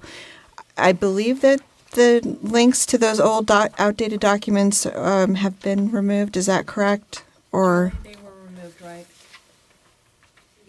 the website links, like the old, for instance, the old delegation of services agreement template. Yeah, the old laws book is gone too. Right. So currently what we've removed is the delegation of services agreement, the link to the sample form, and then we had a Q&A for that form. The law and regulation booklet has been removed, but has been replaced with a link directly to California Ledge Info so that they can get the law, and then also Westlaw for the regulation section. And then I'm working with Print Services to remove the related laws from our laws and regulation booklet that was like all three in one, and then we'll have a separate link for just the related laws. And then we'll be updating those as, because every year we do that in the beginning of the year. So other items, I've been sending in separate emails to remove other things, but for the most part, that's what's been removed off the website right now. And then I did submit the request for the FAQ to be posted on the underneath the alert section on the home screen and also on the licensee tab. So that should be up any day as far as the frequently asked questions. But I've been providing this. I had a backlog of people that were sitting in the email account, and I've been providing this to them for like since it was approved, so latter part of the last week. And huge kudos to everybody that was involved working on it. It's been very helpful to help them understand moving forward, because California Ledge Info used to have an amended law. Today's law is amended, and it was great because you could go in and see what had changed, and it was very, very apparent that even though you're working as a PA or you're working for the board, we don't really know verbatim the law, and so it was really nice to be able to see what has been removed, what has been added, and then also a clean read, and they removed that link, so it's just a clean read now. So as somebody coming in that may be not familiar with the law, it was just like, wonder what's really changed. Were you able to save a copy though? I have a copy of it. And you might So want to that would be consider posting that just so people could see the underline and strike out of the old provisions, just if they want to. I mean, it might be too technical for a lot of people. Well, but that was my saving grace. So if I had a question, it was, for me, I would go and look it up until we had the authority to actually provide them some information. It was very helpful. Like if I had an email question come in, I would go to that section of the law and see what had been removed and what, so you could have a better understanding, because it's going to take us a while to right. And I think Ms. Forsyth's indicated that this is kind of a work in progress too. As more questions come from the public or the staff, will be amending and adding to the bulletin. So I guess my question is, has anyone had anything in here that they had a question about or wanted to change or anything? Most students are asking, now that we don't have the DSA, do you have an example of a good practice agreement? We do not. State organization has examples. They do, but we haven't reviewed them, so we don't know if they're something we could endorse. I mean, certainly the statute indicates that there are 5 different areas that every practice agreement has to have in it, and that's what we're kind of promoting. It's certainly more flexible than what was previously required. We had a lot of laws and regulations that had specific things that had to be in the delegation of services agreement. That is no longer the case. So I think that we're moving away from that, of providing templates, and it's kind of difficult because everybody's practice is going to be different. It'd be difficult to provide a template, in my view. And I think it could potentially be problematic to try to do that one-size-fits-all approach for everyone. And so the statute actually says that we're not required to approve the practice agreements. So that's kind of what we were kind of making sure that people just understand that there's these core requirements that need to be in every practice agreement, and then everything else is subject to you and your physician determining what your services you're going to be performing and under what We circumstances. have that information up, the 5 areas. Yeah, it's in the fact sheet. Number one. Okay. Number one in the No, I fact was just thinking on the web.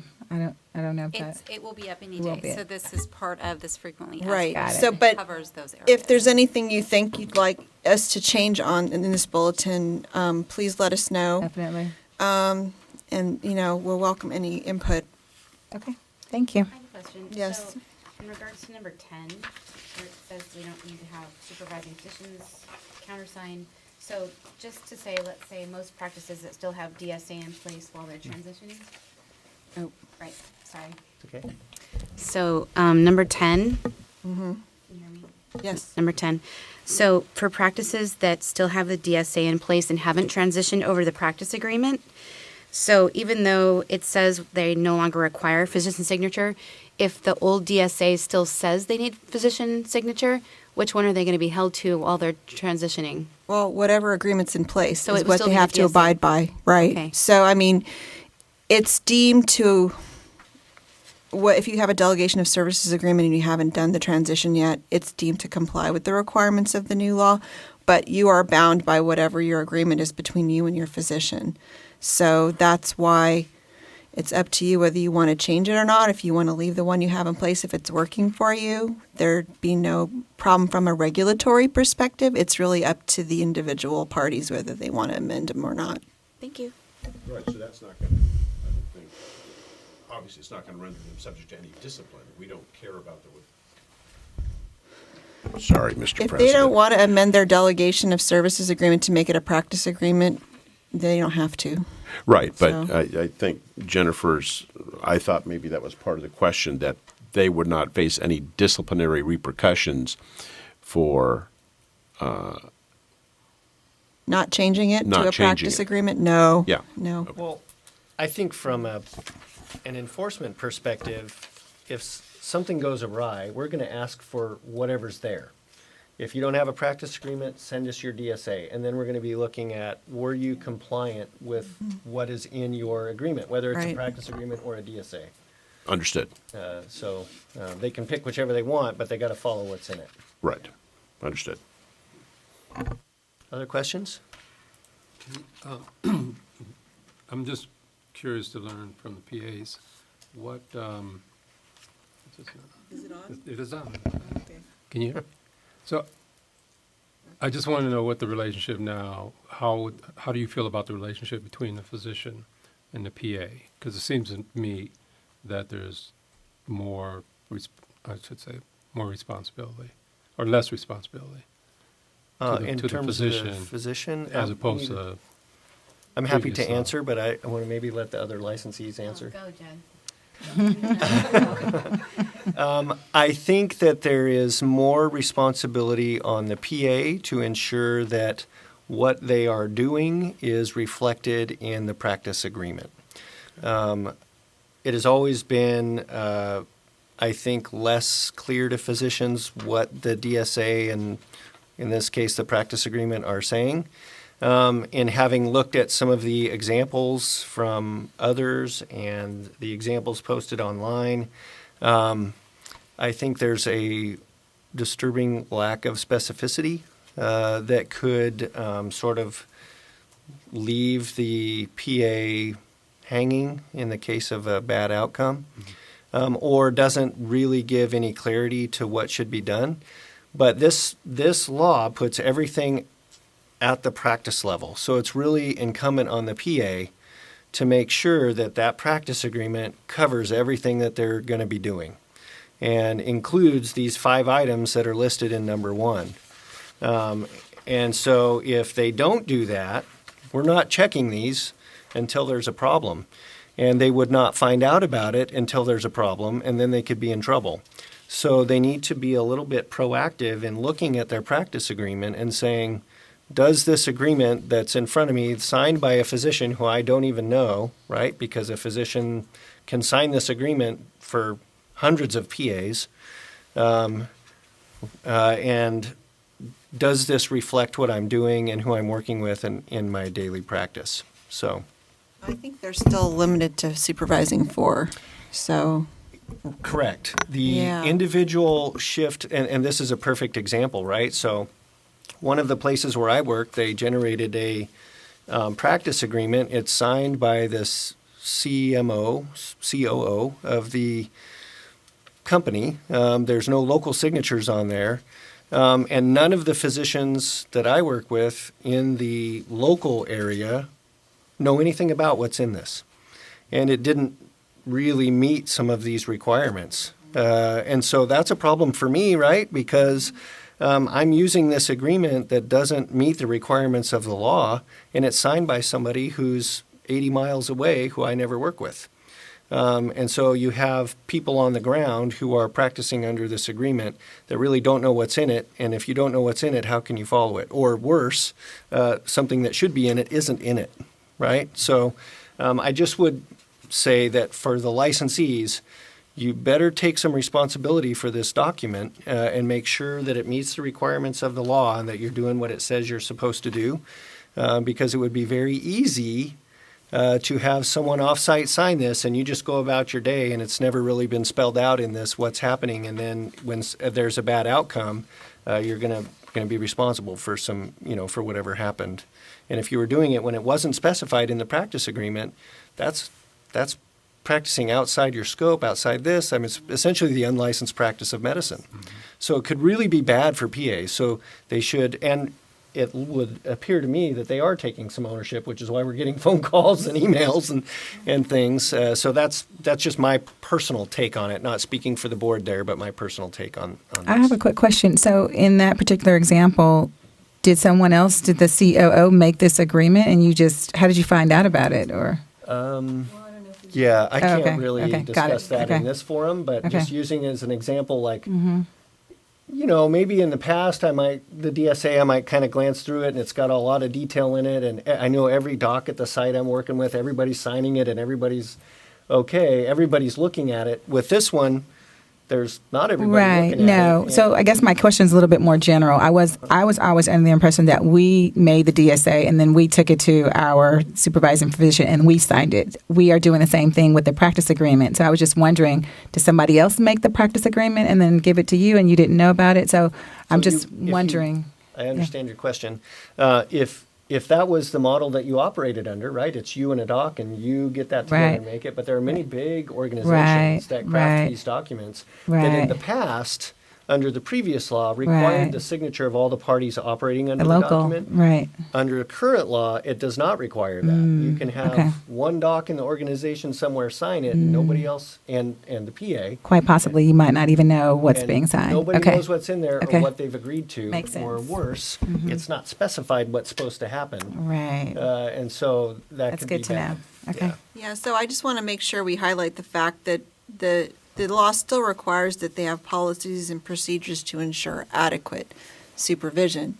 So if the supervising physician doesn't know what's in the practice agreement, I don't know if that would be considered adequate supervision. Correct. So that's what you have to be really careful about, is making sure that that those criteria are met, particularly for the furnishing of drugs and devices. So, we have number 1 and then we have number 5 on prescriptions, and those to me are the most concrete criteria in the new law about what the practice agreements have to include. So it's not just, the furnishing, but you have specific things with respect to furnishing drugs or devices you have to meet. So 1 through 6, if you look on the answer to question number 5, all the practice agreements that authorize furnishing of a drug or device have to specify at least 6 different items. And then if you're authorized to furnish Schedule 2, then you have to have further criteria that you meet, including addressing the diagnosis of the illness, injury, or condition for which the PA may furnish the Schedule 2 controlled substance. That's pretty specific. Yep. So that's a difference from the prior law. So I think that it's important that those 2 areas really be covered in the practice agreements for them to be compliant, and that, that's something the board will probably be examining when dealing with any enforcement cases. Public comment? I've been receiving quite a few calls from individuals who work for larger organizations, and they're really comfortable with the DSA that's in place, and they're saying that their organization's not going to be really changing it because they like it. I've even heard the fact that you have PAs that are 15, 20 years in, and they still have 100% of their charts reviewed. And then I know there's a lot of other cases that are extreme opposite, but the item in here that does say a PA must sign the practice agreement and also be signed by one or more physicians or on behalf of the staff, a person that's authorized on behalf of the staff. So when you get a scenario such as this, that you're getting a practice agreement, they're moving forward with redrafting the language, changing it from DSA to practice agreement, and it's in front of the PA for signature, and the PA knows what they're supposed to be signing is inaccurate or doesn't include all of these required fields. Other than losing their job or stepping away, what is the course of action that should we be advising them on? Just don't sign it? I mean, I don't think we can give them legal advice. They can and cannot sign. Just to reiterate, this is what needs to be included. Requirements, and you need to become familiar with your agreement because you're going to be held to the standards that are in that agreement. Okay. And if it's not in the agreement, as Mr. Grant indicated, it's unlicensed practice of medicine. So Okay. you have to make sure that you're authorized to do the services you're performing and that it meets the criteria in the law for adequate supervision and furnishing drugs and devices, and all those criteria have to be in that agreement. So. Okay. Because I've gotten this question a couple of times, and we Yeah. haven't advised them with anything. We just keep saying, Yeah. putting it in writing, but, okay. All right. I think that was it. Oh, no, nothing has been done about that. It's just that we are getting that question as if I'm not, comfortable with signing the new document, what is my, Well, I mean, the big question, I think, is pretty simple, is you don't have to replace your current Correct. agreement unless you feel like you would like to. It's really your decision whether you want to move in a different direction. If you're comfortable with the way you're practicing and it's worked for you, it's your decision whether you want to keep with that particular agreement, because as the law indicates, it's considered compliant with the new requirements, so. sure. And we are hearing a lot that people are just moving on Right. with status quo, leaving everything in place. We're probably gonna see more divergence as the new people enter the profession. Absolutely. That's where you're gonna see more implementation, Absolutely. That's where you're gonna see more implementation is with the new people who are entering the profession as new practitioners, so. Okay, all right. Right, and I would just add that understanding that at a minimum, the agreement has to include the things in number 1 and number 5, right? And meeting those things isn't saying, this agreement includes description of supervision. And that isn't meeting the requirement of the law, right? You have to actually spell it out. So, and that it is the responsibility, I think, when you go to work for a big organization, you sort of, that drafts this, that has attorneys and everybody else, compliance officers, the sort of default setting, I think, for a PA, particularly a new graduate PA, is to say, well, this is a big company. They know what they're doing, and they've got a lot of people working on this. I can just sign it and do whatever. And that is not the case. Like, you should read this agreement, make sure you know what you're signing, make sure that it meets these requirements, because this is what gives you authority to see patients.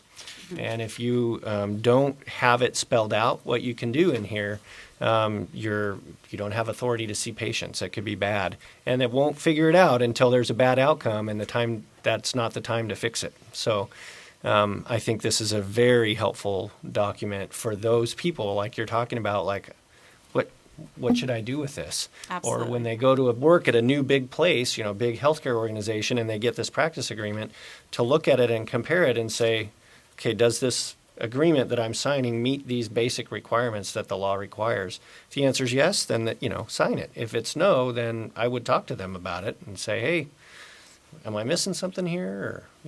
Or, where does it spell this out? Okay, So, all righty, thanks.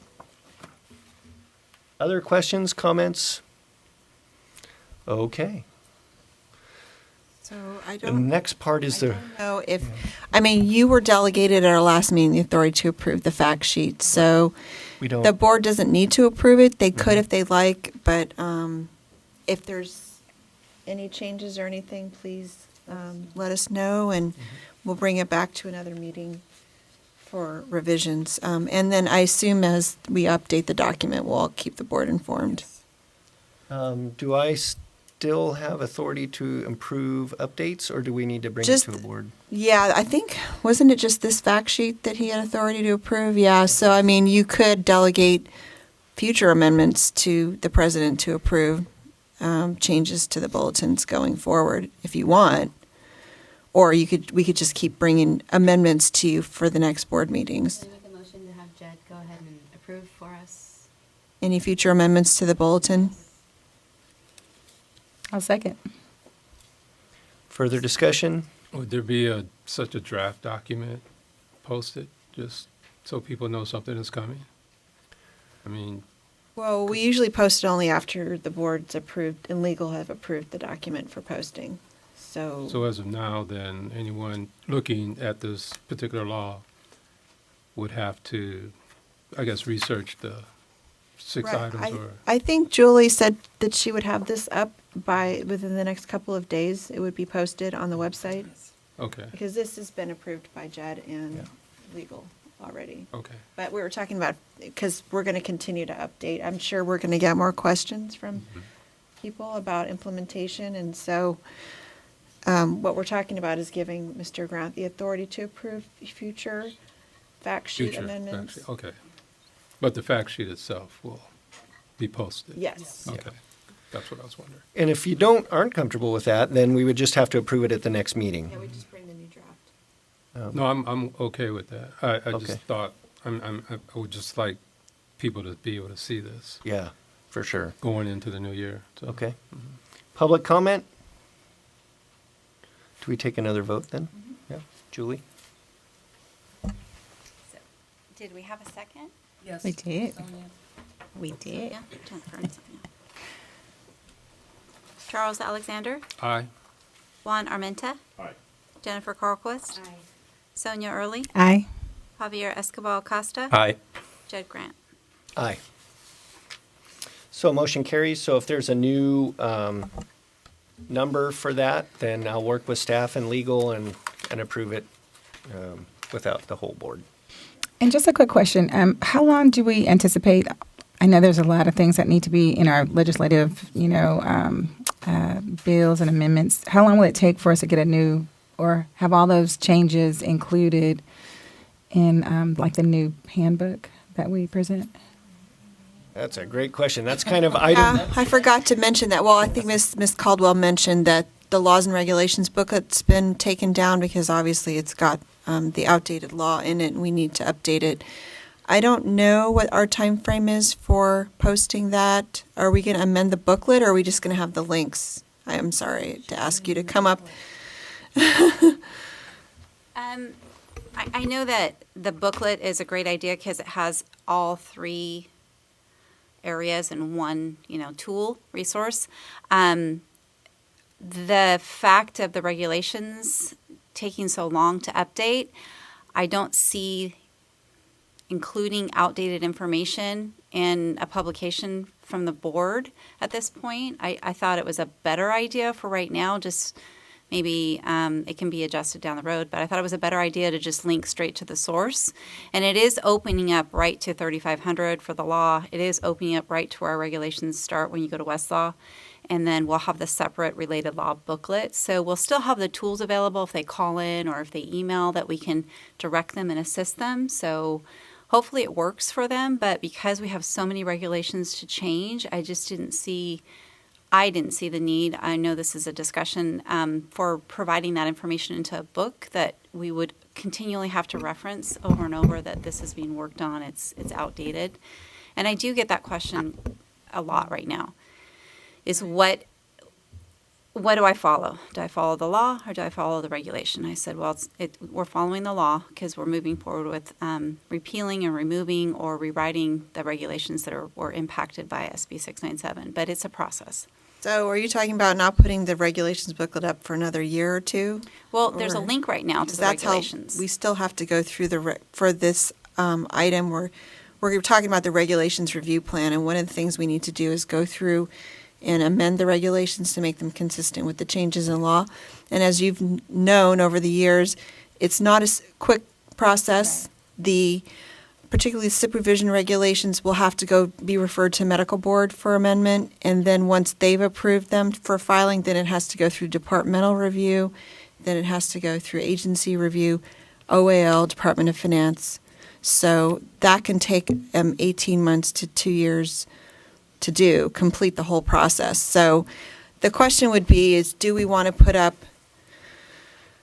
parts of the booklet maybe, or the whole booklet until all the rewrite of the new regulations occurs?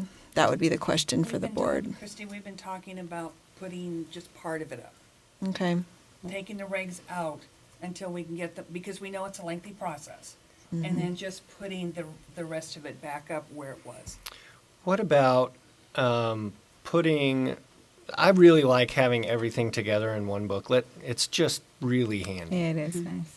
And it makes it easier for licensees and docs and organizations to go to one place, because even though the links I got on the website, they're pretty easy to follow. I was really looking for the booklet, right? I know, right?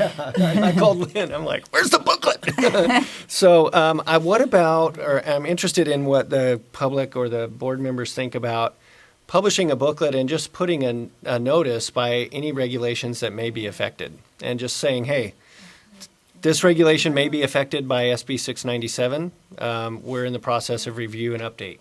So that they still know what it is still the current law, Right. but they understand we're going to be updating this later on, and but at least you have a copy of what the current stuff is, and we update it every year anyway. Sure. So I think from a licensee consumer perspective, it's a little bit easier to look at that way. Okay, this is one that has a star by it, so it's probably going to change, but here's what it says right now. Absolutely. And this was just a temporary fix, so we could still provide the information, because pulling something completely down and then not having a resource is meaning that we're having to go copy and paste, put it in an email, and send it back and forth. I said, this isn't going to work. If we pull the reg, we have to have an alternate. Something. I knew it was going to be discussion by all the board and how to move forward to figure out how to provide this in a compact tool instead of 3 different links. So, Like your idea. I like the book. I'm a book person. I like the book. And for new licensees, I think they need something a little bit more tangible. oh, sure, sure. Other board member comments?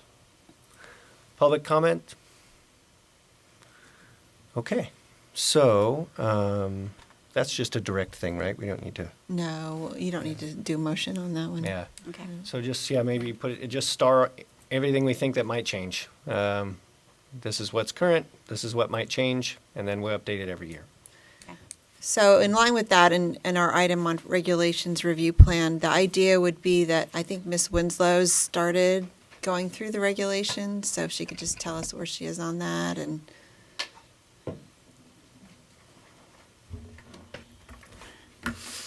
I did a preliminary review on the regulations and have indicated I've found at least 7 so far that need to be changed. I don't know if you want the numbers, but I had 3 before, but almost every single regulation in division in Article 4 of our division will have to be changed, and those have to be that's our supervision practice agreement, limitations of medical services performable, all that will have to be changed. Supervision required, and reporting of supervision on on the medical record. That's huge. Mm-hmm. That's really huge, and I don't know if we repeal that one or if we try to come up with some changes, because how are we going to know on an enforcement issue what doctor is responsible if it doesn't have to be listed on the medical record? 'Cause isn't that where we find it? If they are now have a practice agreement that is not being signed by the specific supervising physician, how is the board going to know if a complaint comes in who the supervising physician was at that episode of care? if Well, it's not it is required to put on the medical record? It is required in a hospital. So Okay. in a hospital where you have multiple physicians involved in the care and work with the PA, it's required that they identify the physician that they're working with. That's in SB 697. So that isn't an issue. When it's outside of a hospital, like in a clinic or something like that, it would be whoever's on the practice agreement. Okay, so whether they're supervising that particular There's PA or not? co-signature isn't required. They're not required to identify, so the next person identified would be Okay. the person on the practice agreement. So we would have to do something with that particular regulation then? Probably remove it, yeah. Excuse me, either repeal it or Yeah. put in a specific as to what it has to cover, because I wasn't quite sure on that Yeah. one. So what we'll end up doing is you give your best guess, I guess, to us, the legal office, and Ms. Halbo in particular will be the point person for helping you go through the regulations to review them to see if they're inconsistent, need to be amended in line with SB 697. We'll have proposed text hopefully available for you at the April board meeting, and we'll be able to move those changes forward. At this meeting, we have item 14A and item 18 to discuss some implementation changes relating to verification of whether you've taken the controlled substances education course if you're prescribing Schedule 2, and then also to update the instructions for the application to make it consistent with SB 697. So we'll be able to take 2 steps at this meeting to implement SB 697. The rest of the regulatory review will work as we've discussed, and once the board approves text, then it'll be referred to the medical board because of most of this regulations probably will be supervision Anything within regulations. Article 4 has to go through the Yeah, medical has to go board, to the medical board. unfortunately. So, like I said, it will be unfortunately, it'll take us a while, and we don't have I don't believe we have a legal basis for arguing it's an emergency, and so it's going to be the usual regular rulemaking process. Right. There was only one that I found would be a non-substantive change, and that would be in the notice of change of address. It references Business and Professions Code 3522 in the reference section. Mm-hmm. So that would have to be removed because 3522 no longer Yeah. exists. So there was only one non-substantive that I found. That we Right. could do as a section 100, but other than that, everything will have to go through the process. So. I think this is going to be a big job. It is. I'm glad we have an attorney that can specifically help us with this. But I think for now, in terms of the law book that we were talking about, just anything that you identify that might change in conjunction with our council, just put a star by it and say, this is subject to, under review and subject to change. Okay. And then we can publish everything. So at least the licensees, because they're the ones, right? My motivation behind this kind of goes back to saying you're responsible for knowing what's in the agreement. You're also Right. responsible for knowing what's in the law that has to be in the agreement, and having one booklet for them to look at is really helpful. Right. Right. So even if it's going to change, at least they know what it says. Okay. Further comment, discussion, public comment? Okay, so let's move on to 13. How does everybody feel about a 11:30 lunch break? Is that okay? Maybe after the next item? No? So lunch isn't here yet. Oh, well, that's not going Right. to work then. They usually deliver it around 11:30. Oh, okay. Okay, so we'll go till 12. Does anybody need a break? We've been going a while. Okay, let's keep going. Okay. Guys have iron bladders. It's great. Okay, so number 13. Discussion and possible action to initiate a rulemaking to amend Title 16 California Code of Regulations 1399.616, which is related to AB 241. Right. We discussed this briefly at our last board meeting, and this has to do with implicit bias in the curriculum. So we came up with some proposed language, and we agreed that we can't, even though it's the 241 does specify that we're supposed to audit these classes for curriculum for bias. We don't have the authority or the means to do this, so I'm kind of curious as to how we're going to be able to audit them. No, I do believe we have authority to audit them. I think that we just didn't need to amend. At the last board meeting, I had suggested amendments to 2 different regulations. One of them was audit and sanctions for noncompliance. That was 1399.617.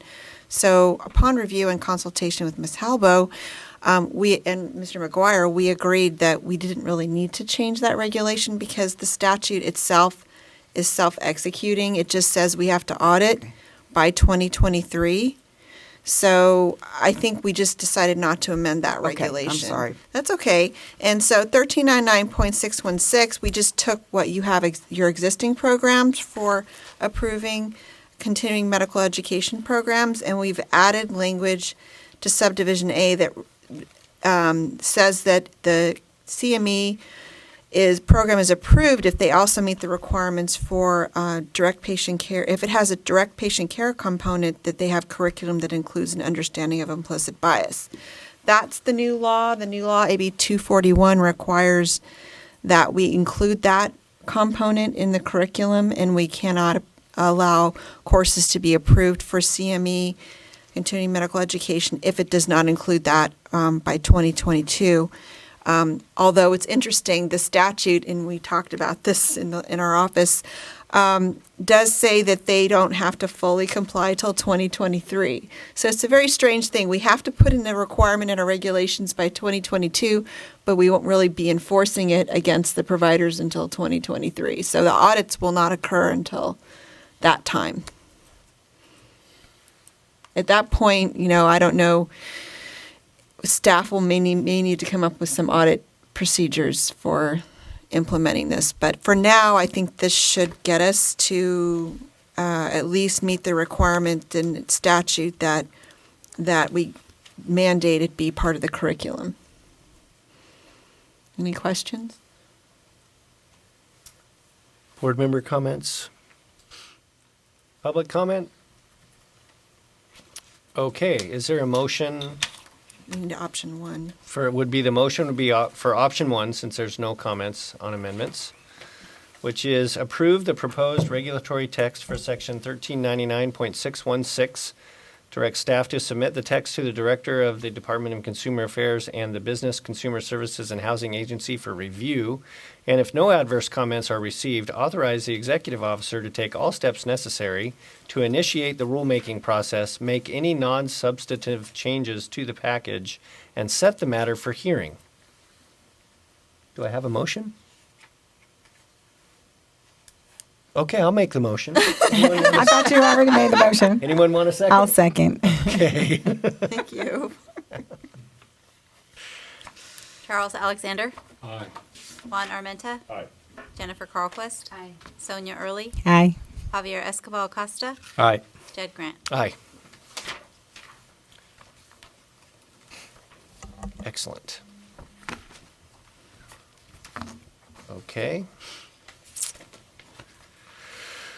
That's some more regs.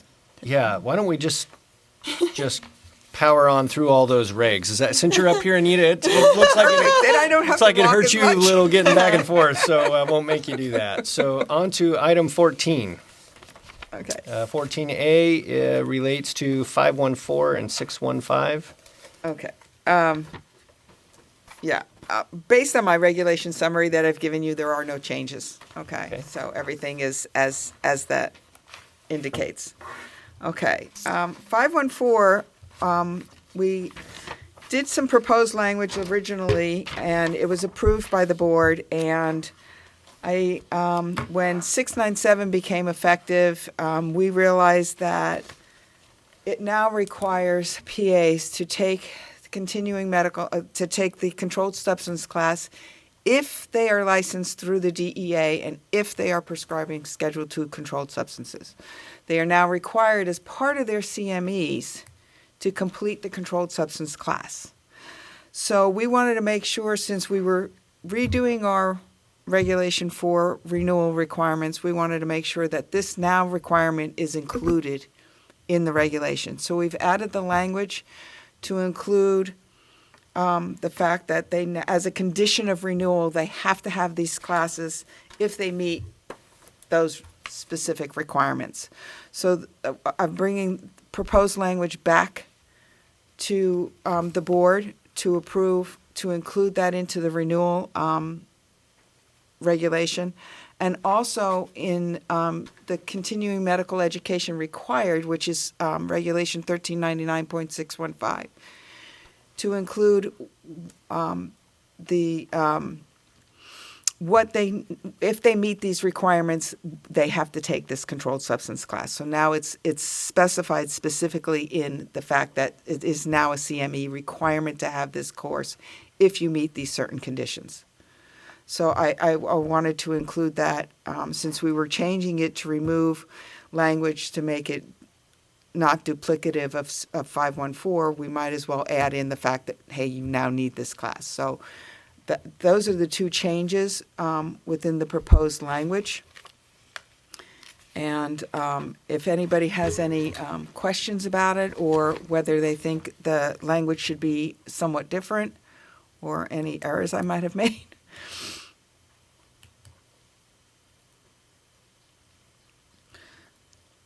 I think it's pretty straightforward. Further comment from the board members? Yeah, straightforward. Public comment? Christy?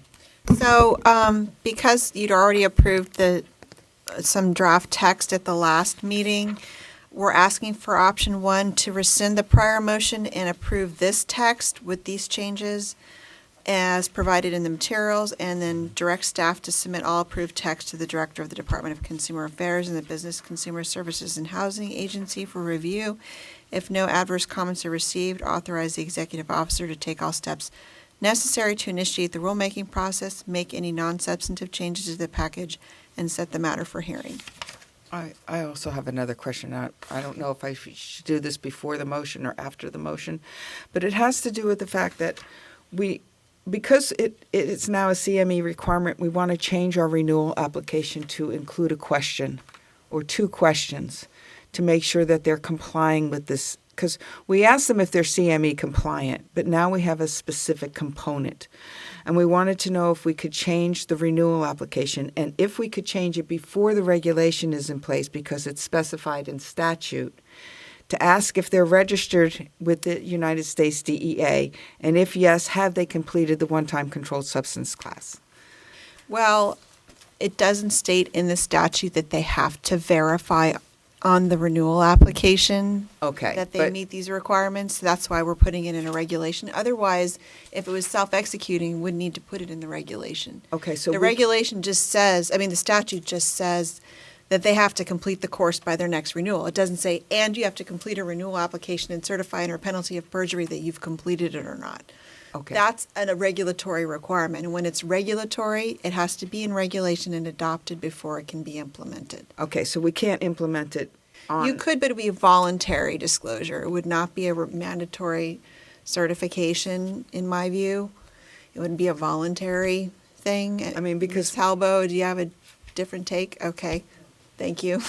Okay, the only reason why I ask is then because once we get the regulation changed, right, we will have to also look at our CME audit.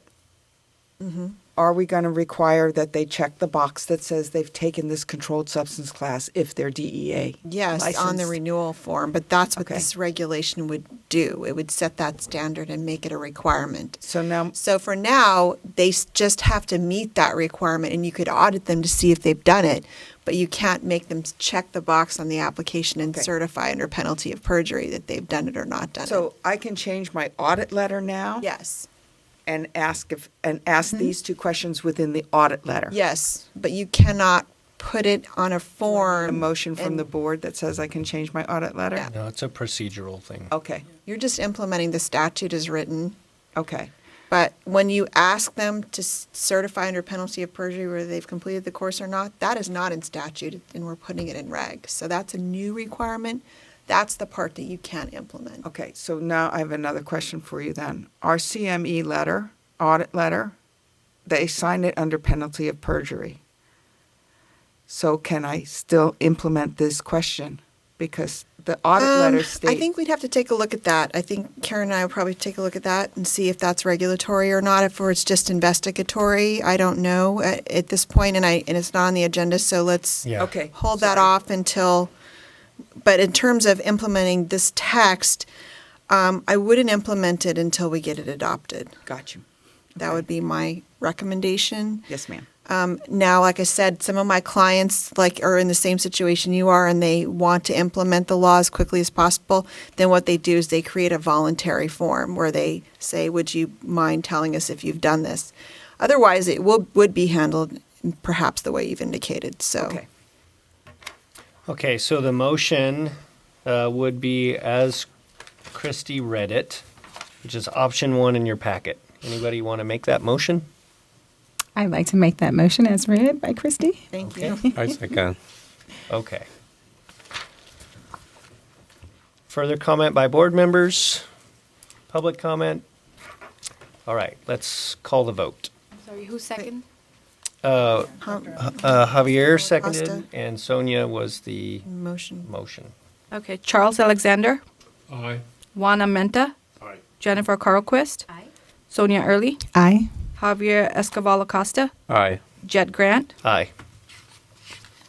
Okay, motion carries. Okay, I think I'm done then. Yes. We have an update though on the other regs. Yeah, I did that before we did A. Whatever, I have my, my summary, my regulation summary, that hasn't changed. Okay, thank you. The only thing that's not on here is 617, it was effective January 1. And we have been, that's the one for CME audit, where we're now allowed to cite and fine if they don't respond within the 65 days initially indicated within the CME audit letter. And we have been reaching out at the 30-day mark and the 45-day mark for those who hadn't responded initially to give them 2 and 3 chances to still respond before the 65 days is up, because we want, starting January, with the January audits that'll go out this week, if they don't respond within the 65 days, they will be referred to citation and fine. But there have been no other changes to the others? No, ma'am. They're all the same, huh? They're all, yes. Okay. Very good. That is all the regulation update. Is there any public comment on the regulatory updates? Okay. I have a quiet public. The Education and Workforce Development Advisory Committee's update, Dr. Alexander. Thank you. There really isn't any update to provide at this time. There's nothing new on the website, so that's my report. Okay. No changes in the 6 or 7 weeks since the last meeting. Okay, budget update. After lunch. They're not here. Budget updates after lunch. Okay. How about the idea here being we go into closed session after lunch is kind of where I'm going with this. So what time was budget's going to be here? 1 o'clock. At 1 o'clock? Oh, okay. How about we do the legislative stuff and then we can go at closed session after the budget, and then that will be kind of, Well, we have the application. We can discuss that. oh, yeah, that's on the next page. Yeah, let's go to item 18 and talk about the application.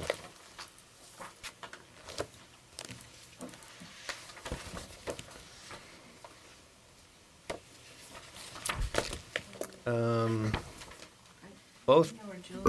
Yeah, yeah, maybe we should. Let's do the legislative update. Okay. We'll do 18 later. For people that need to talk. Yeah, we'll do that after lunch. Miss Early. Yes.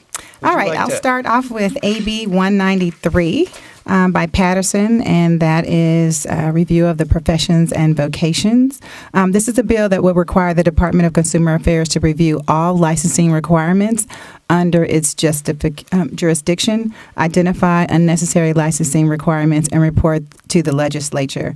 The status is that it's in assembly. However, the hearing was canceled at the request of the author. So the board action was to support if amended, and then also to remove the provisions that require the Department of Consumer Affairs to review all licensing requirements, identify unnecessary licensing and requirements for the board to report them to the legislature. The next is AB 298 by Fong, and that is the California Public Records Act Ombudsman. This bill will create the California Public Records Act ombudsperson, who would be available to the public to review denials by the state agencies of requests for public records. The status is that it was passed assembly, set first hearing, but it failed passage, and its reconsideration is being granted. The board's action, it took no position. AB 312 on Cooley. State government administrative regulations and review.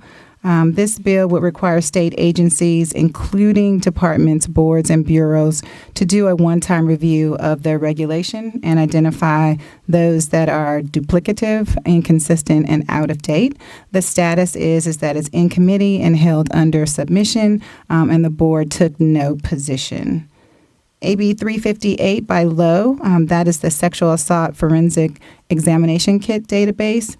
This bill would require new law enforcement agencies that was investigated a case involving the collection of sexual assault kit evidence to create an information profile for the kit only if one does not currently exist. It's currently in committee and it's held under submission, and the board took no position. AB 544 by Bro, Professions and Vocation, Inactive License Fees, and Accrued and Unpaid Renewal Fees. This bill would limit the maximum fee for the renewal of the license in an inactive status to no more than 50% of the renewal fee for an active license. It's currently in committee, held under submission, and the board opposed AB 544. AB 613. Before you go on, did we hear anything? I assume if we opposed it, we sent a letter. Yes. Did we hear anything back from the author? No. Okay. So I just want to clarify. So I'm not sure. Are they back in session right now, or? I don't know. Okay, because I just wasn't sure. Maybe the reason none of the statuses have changed so far is that they That's what on the website, nothing had changed. So Okay. So Thank you. maybe over the holiday, I don't know. Okay. Okay. Thank you. AB 613 by Low, Professions and Vocations Regulatory Fees. This bill would authorize programs within the Department of Consumer Affairs to increase their fees every 4 years in an amount not to exceed the increase in the Consumer Price Index in the last 4 years. It's in committee, testimony taken, hearing postponed by committee. And the board's action was to support if amended to include the ability to increase fees due to operational needs via the Administrative Procedure Act. AB 690 by Wood, that is the Nurse Practitioners Amendment, authorizes a nationally certified nurse practitioner to provide specific medical services without physician supervision if the NP, among other things, works in a specific integrated or organized health setting, or the NP meets specified education requirements and completes a 3-year transition to practice program. It is in committee, hearings postponed by committee, and the board took no position. SB 53 by Wilk regarding open meetings. The bill would revise the Bagley-Keene Act regarding state body created advisor committees by requiring 2-member advisory committees to hold open and public meetings if one or more of the advisory committee members is a member of a larger board, committee, or commission, and the advisory committee is supported by wholly or partially by state funds. It's held in committee under submission, and the board opposed this as the board utilizes a two-person committee that has no decision-making ability and is required to report back to the board. SB 615 by Hueso regarding public records disclosure. The California Public Records Act requires the public agency defined a state or local agency to make its public records available to public inspection and to make copies available upon request and payment of a fee unless the public records are exempt from disclosure. This was referred to Committee on Judiciary, and the board agreed to watch this bill. And that's all I have. Any questions?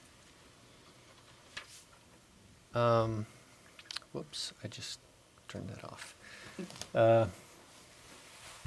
Board member questions? Public comment? So, we will need to look at your committee. Yes.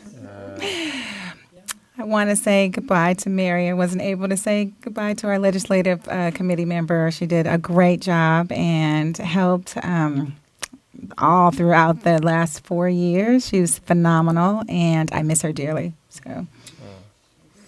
So is she has applied for reappointment? She has submitted. The last time I spoke with Mary, she has submitted, as of the end of December, an application to be reappointed through the Senate. Obviously, we haven't heard anything as of yet. Okay. So can we, under this agenda item, appoint another board member since she's...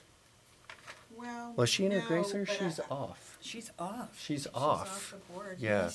She's off. She's off, so we would need to, unless you want to continue to be a one-person committee. I am happy to do either or. I love help, but I'm It's nice happy. to have a second person Yes. to lighten the workload. Doesn't the the president have the authority to appoint committees of Yes. the board? So I think you could appoint on your own without it being, because it's not on the agenda. Ah. So, but I believe that that's a power that's been delegated to you by the board to do, to fill vacancies in committee positions. So, I can you do that could whenever, certainly huh? bring it to another meeting and have them formally affirm your selection, but it's not on this agenda, so we didn't recommend taking an action. Okay. We'll wait till next. As you were. Yes. Aye, Captain. Okay, thank you for the legislative update. And neither Julie or Anita are here. Yeah, I think in the interest of time, and since we've only got 2 things left on the agenda, that neither one will fit in the next 20 minutes. Well, I mean, I could cover 18 if you want me to, and then, Maybe you could grab Julie or Anita for number 18. So we'll go on to number 18 for discussion and possible action regarding the proposed amendments to the initial license application, application instructions, and applicant general information documents. It's not in the electronic packet, but you should have a hard copy here. And if you want to kind of start, that I think would be fine. Okay, so Ms. Caldwell brought to my attention that she believed that there were certain provisions in the instructions and general information that needed to be updated in compliance with SB 697. And a lot of the instructions don't necessarily deal with the process, like filling out the application itself, but simply are advisory. And so what we're looking at amending are the instructions for the application. The application itself didn't need to be changed. So what you have beginning on page, let me see, page 7, you'll look at practicing as a physician assistant section, that we are striking the delegation of services agreement references in the law that related to delegation of services agreement, because that's been superseded by SB 697. So instead of referring to the delegation of services agreement, we're going to be referring to the practice agreement and the requirements for the practice agreement. Unfortunately, in your copy, item number 5 was cut off. I thought we were going to have a clean copy printed out for them, but what it says in 3502 is that you have to have these 4 items in every practice agreement, including the types of medical services a physician assistant is authorized to perform, policies and procedures to ensure adequate supervision of the PA, the methods for continuing evaluation of the competency and qualifications of the PA, the furnishing or ordering of drugs or devices by a PA pursuant to Business and Professions Code Section 3502.1, and any additional provisions agreed to by the physician assistant and physician and surgeon. That's the part that got cut off. So there's 5 items every practice agreement has to have in it, and those are the items. And so we're simply just replacing the current instructions with the updated instructions consistent with SB 697 on that item in this section. Okay. That would be the first change. The second change would be on page 8.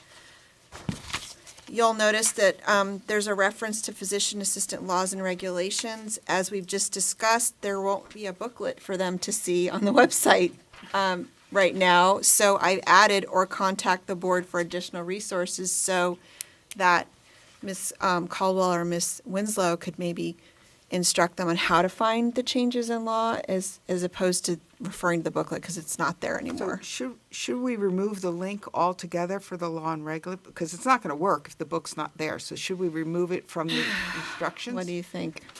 Well, we just said we were gonna make a booklet and just Right. update it, so. Would it be a different link though, or would it be the same? It's possible it could be a different link. I Oh, don't really? know. I honestly don't know. It has to do with the OIS team from DCA. So I don't know if they'll Well, how about you change the just- path or not. Well, you would always have the booklet under laws and regulations on the website, right? Correct. So we could change just- that link to just bring to them that to the law page. and regulation page. Right, and say, see the laws booklet or the laws and regulation page for more information. Okay. I think that would be okay. And 'cause change won't that link to just the law and regulation page on our website. Or contact the board for additional Right. resources. So I think we'll strike, you retain a copy of physician laws and regulations on the board's website, on the laws and regulations page, or you may contact the board for additional resources. Right. And then we'll strike all the other language right there, because Yeah. I wasn't sure if the PDF would be the same link or not. I left it there because I thought it might be, but you're saying you're not sure, so. Right. Let's It's not not up take to a us. chance. It's not up to Yeah. us to make the link. It's up Okay. to the IT team. So Right. And then the other change, the third change we're proposing is the continuing medical education instruction. As you know, we've just discussed, there's now a requirement if you are authorized by DEA registration, have an active license, and are authorized to prescribe or furnish Schedule II controlled substances, that you take a one-time controlled substances education course, meeting the standards in the board's regulations by your next renewal. So that is what we've put in this section, so that they not only know that they have to take 50 hours of approved Category 1 pre-approved CME during each renewal period, but they have to take this class if they meet those other requirements. So that's what's being added to the instructions there. So also, I think throughout, we changed the website reference to pab.ca.gov. So that would be the fourth change. Any other questions or comments? Do you need board approval to do this? Do you Yes. need a motion? We do. We do need a motion to approve the changes as discussed to the application instructions and general information for the application for physician assistant license. I'd like to make a motion, as Christy mentioned. I'll second. Any discussion? Further board discussion? Can you tell me about the link? Was the link different than what it was before? You said PAB.C. Wasn't that the same? PAC. It was PAC because you were a committee of the medical Got board it. up until Okay. 2013, I think. 2012 was the legislation that enacted the change to remove the physician assistant board from being a committee to its own board. Excellent. Okay. Any public comment? All right. Let's vote. Charles Alexander, Aye. Juana Menta, Agreed. Jennifer Carlquist, Sonia Early, Aye. Javier Escobar Acosta, Aye. Jed Grant. Aye. Motion carries. Excellent. So, So all we have is the budget update. Maybe agenda? yeah, Future budget agenda update will items. be at 1. So let's move on to item 19, which will be agenda items for the next meeting. The first one I would like to put on there is discussion regarding the establishment of an executive committee that will have some voting power, so we don't have to have the whole board together to make decisions, which might be helpful.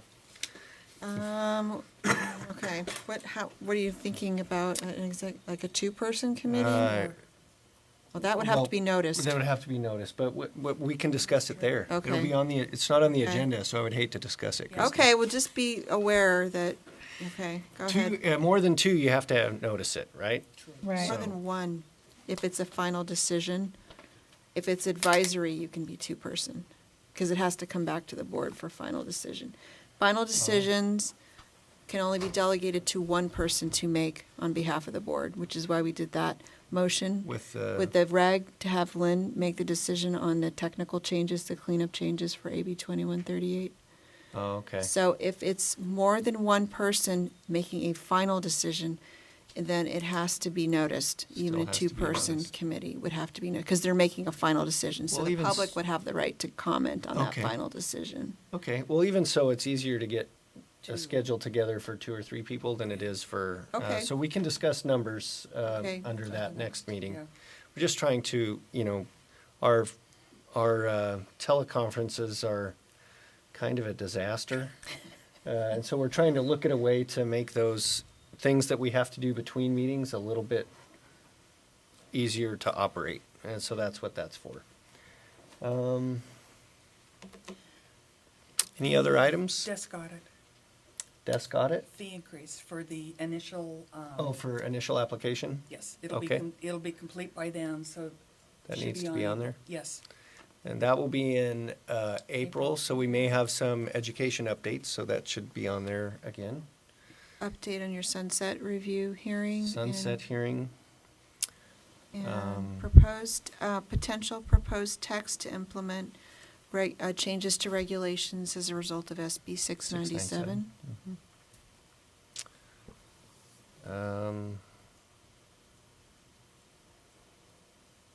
Do we need to include the August meeting, or we can handle that offline? We figured that out. Right. I mean, do we need any updates at that next meeting, or, okay. Unless the If you location think gets. if you think there might be changes, we should put it on there. But just board meeting schedule, we could put that on there if you think there might be changes. We can leave it on there, and I'll just update it and just say no changes. Do you think that they're gonna change the I place or don't time? think so, but we'll just leave it on there, and I'll just say no changes. You're making me nervous, Sonia. No. I don't want to be able to not discuss something if we need to. Okay, all right. Yep, that's good thinking. Public comment on anything the public would like on the next agenda in April? Nope. Okey doke. Let's see. Probably going to need a legislative update. Yes.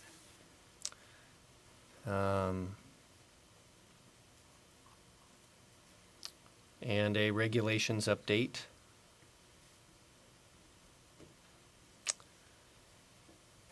And we talked about putting together a standardized presentation for the board to approve to schools, and Right. so that probably ought to be on there. By then it should be done. That's April. It should be done by then. Yeah, yeah. Yeah, so the board can approve it. Yeah, So, because I'm hoping to have the new OT on staff by mid-February, so yes, that would be okay.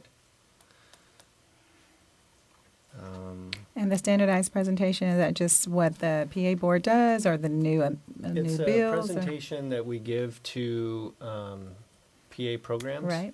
About everything about the board. Got it. And what we want new graduates to know Excellent. about the board. Mhm. And we've done that for a long time, but Right. there's not really a standardized presentation, so we'd Right. like I've done it, the yeah. same thing in the Mhm. presentation every Okay. time, so we're working on that.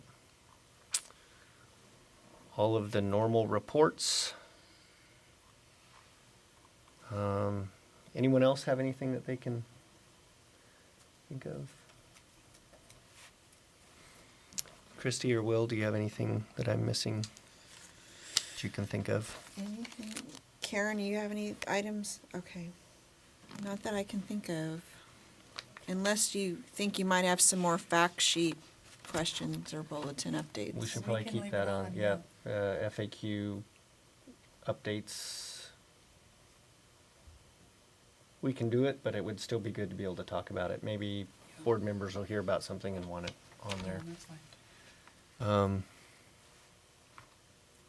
Nope, nothing?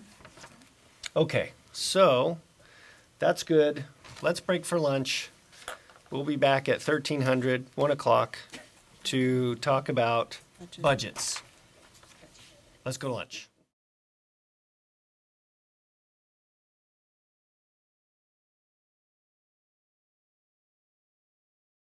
Had a good lunch. The PA board's back in session. And the next item on the agenda is the budget report from Marie. What number is it? 16. Number 16, budget update. Hello. Hello.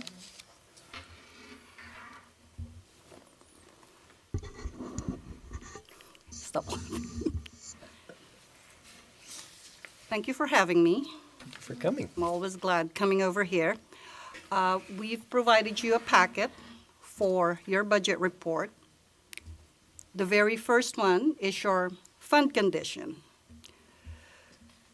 The board looks great when it comes to the fund, because basically you're bringing in the money, you're bringing in the revenue, and Lynn is very conservative with our expenditures. I really commend her for that, because every time she would check with me and say, hey, Marie, can we afford it? Even though I tell her, well, you probably can buy 20 of those. But so I do appreciate it because it keeps us in line with basically making sure that the board is in good shape. If you would look at your fund condition, as you can see for 18-19, the board has a reserve of 15.7 months. That's the very bottom number.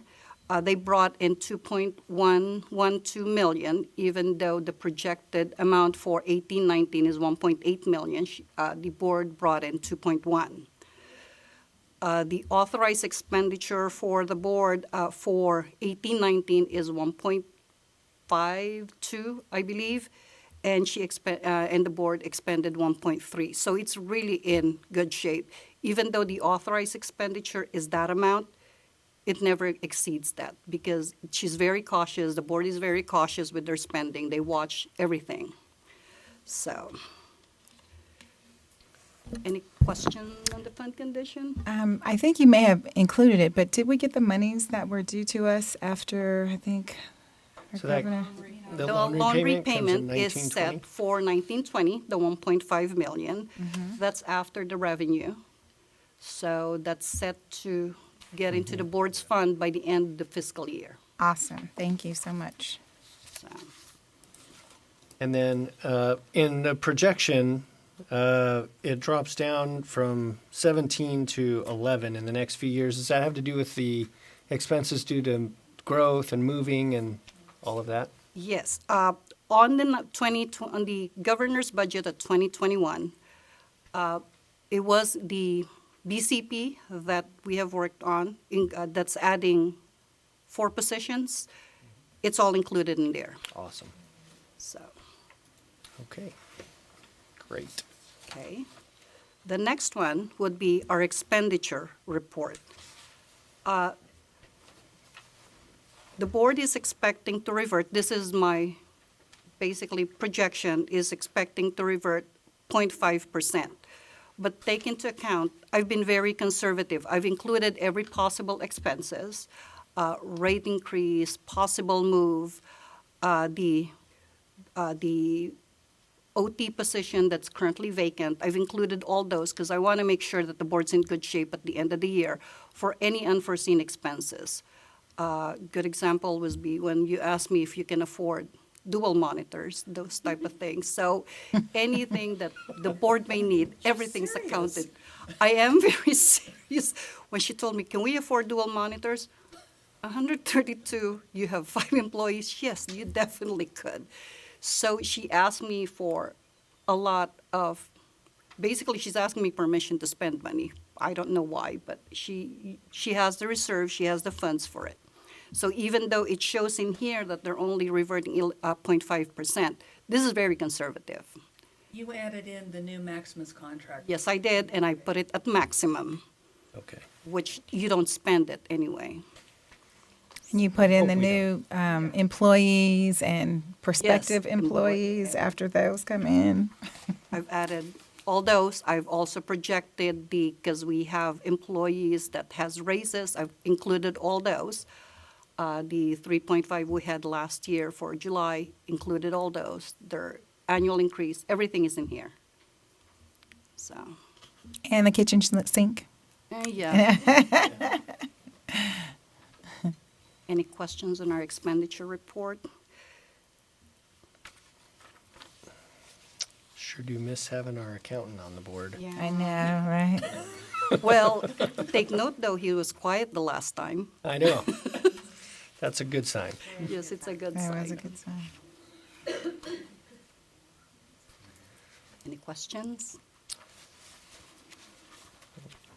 Thank you. What is And the third page that we have? The third page, that's a new thing that I've included. I usually include this on our budget, annual budget summary. But I think it would be a good idea for the board to see it on basically what you're bringing in, the money that you're bringing in. As you can see, basically, even the year-to-date, FM5 from last year to this year, they're already collecting about 62,000 more on the year-to-date. So I'm anticipating that the board, based on, it didn't show it in here, based on the graph that I did of the income that's coming in, I'm expecting the board to collect revenue of about 2.4, even though we're only projecting 2.2.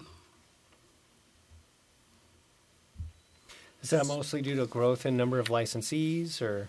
Yes, because of the new schools, the renewals, More licensees, more revenue. more revenue. And more costs. Yes, more enforcement costs. Yeah. So you can see basically, I want you guys to have an idea of what's bringing in, what's coming in. And I included 2018, so there's a comparison to 2019.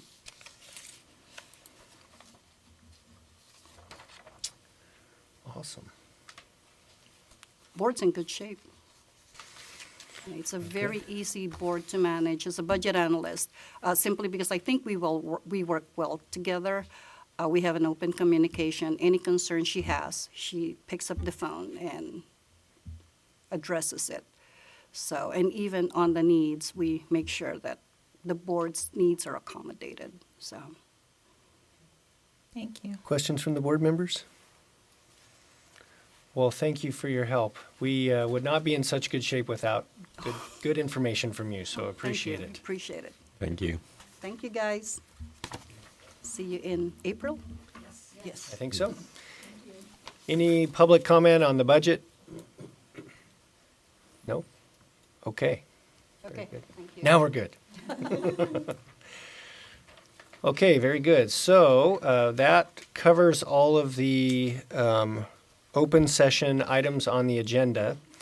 So pursuant to section 11126C3 of the Government Code, the board will move into closed session to deliberate and take action on disciplinary matters.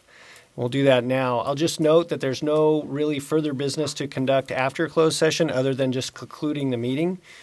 So if there are members of the public kind of hanging around, you're welcome to stay for that short time after closed session, but there really won't be much other business to conduct after closed session. So with that, we'll go into closed session. Okay, the PA board is back in session. Your microphone, sorry. All right, the PA board is back in session. We have concluded closed session and all of the items on the agenda have been covered. So just need we have to do a motion, right? A motion to conclude the meeting. Second? A second. Okay. You want to call the roll?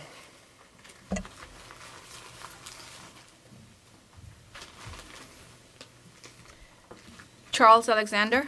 Aye. Juana Menta. Aye. Jennifer Carlquist. Sonia Early. Javier Esquivel Acosta. Aye. Jed Grant. Aye. All right, the meeting is closed.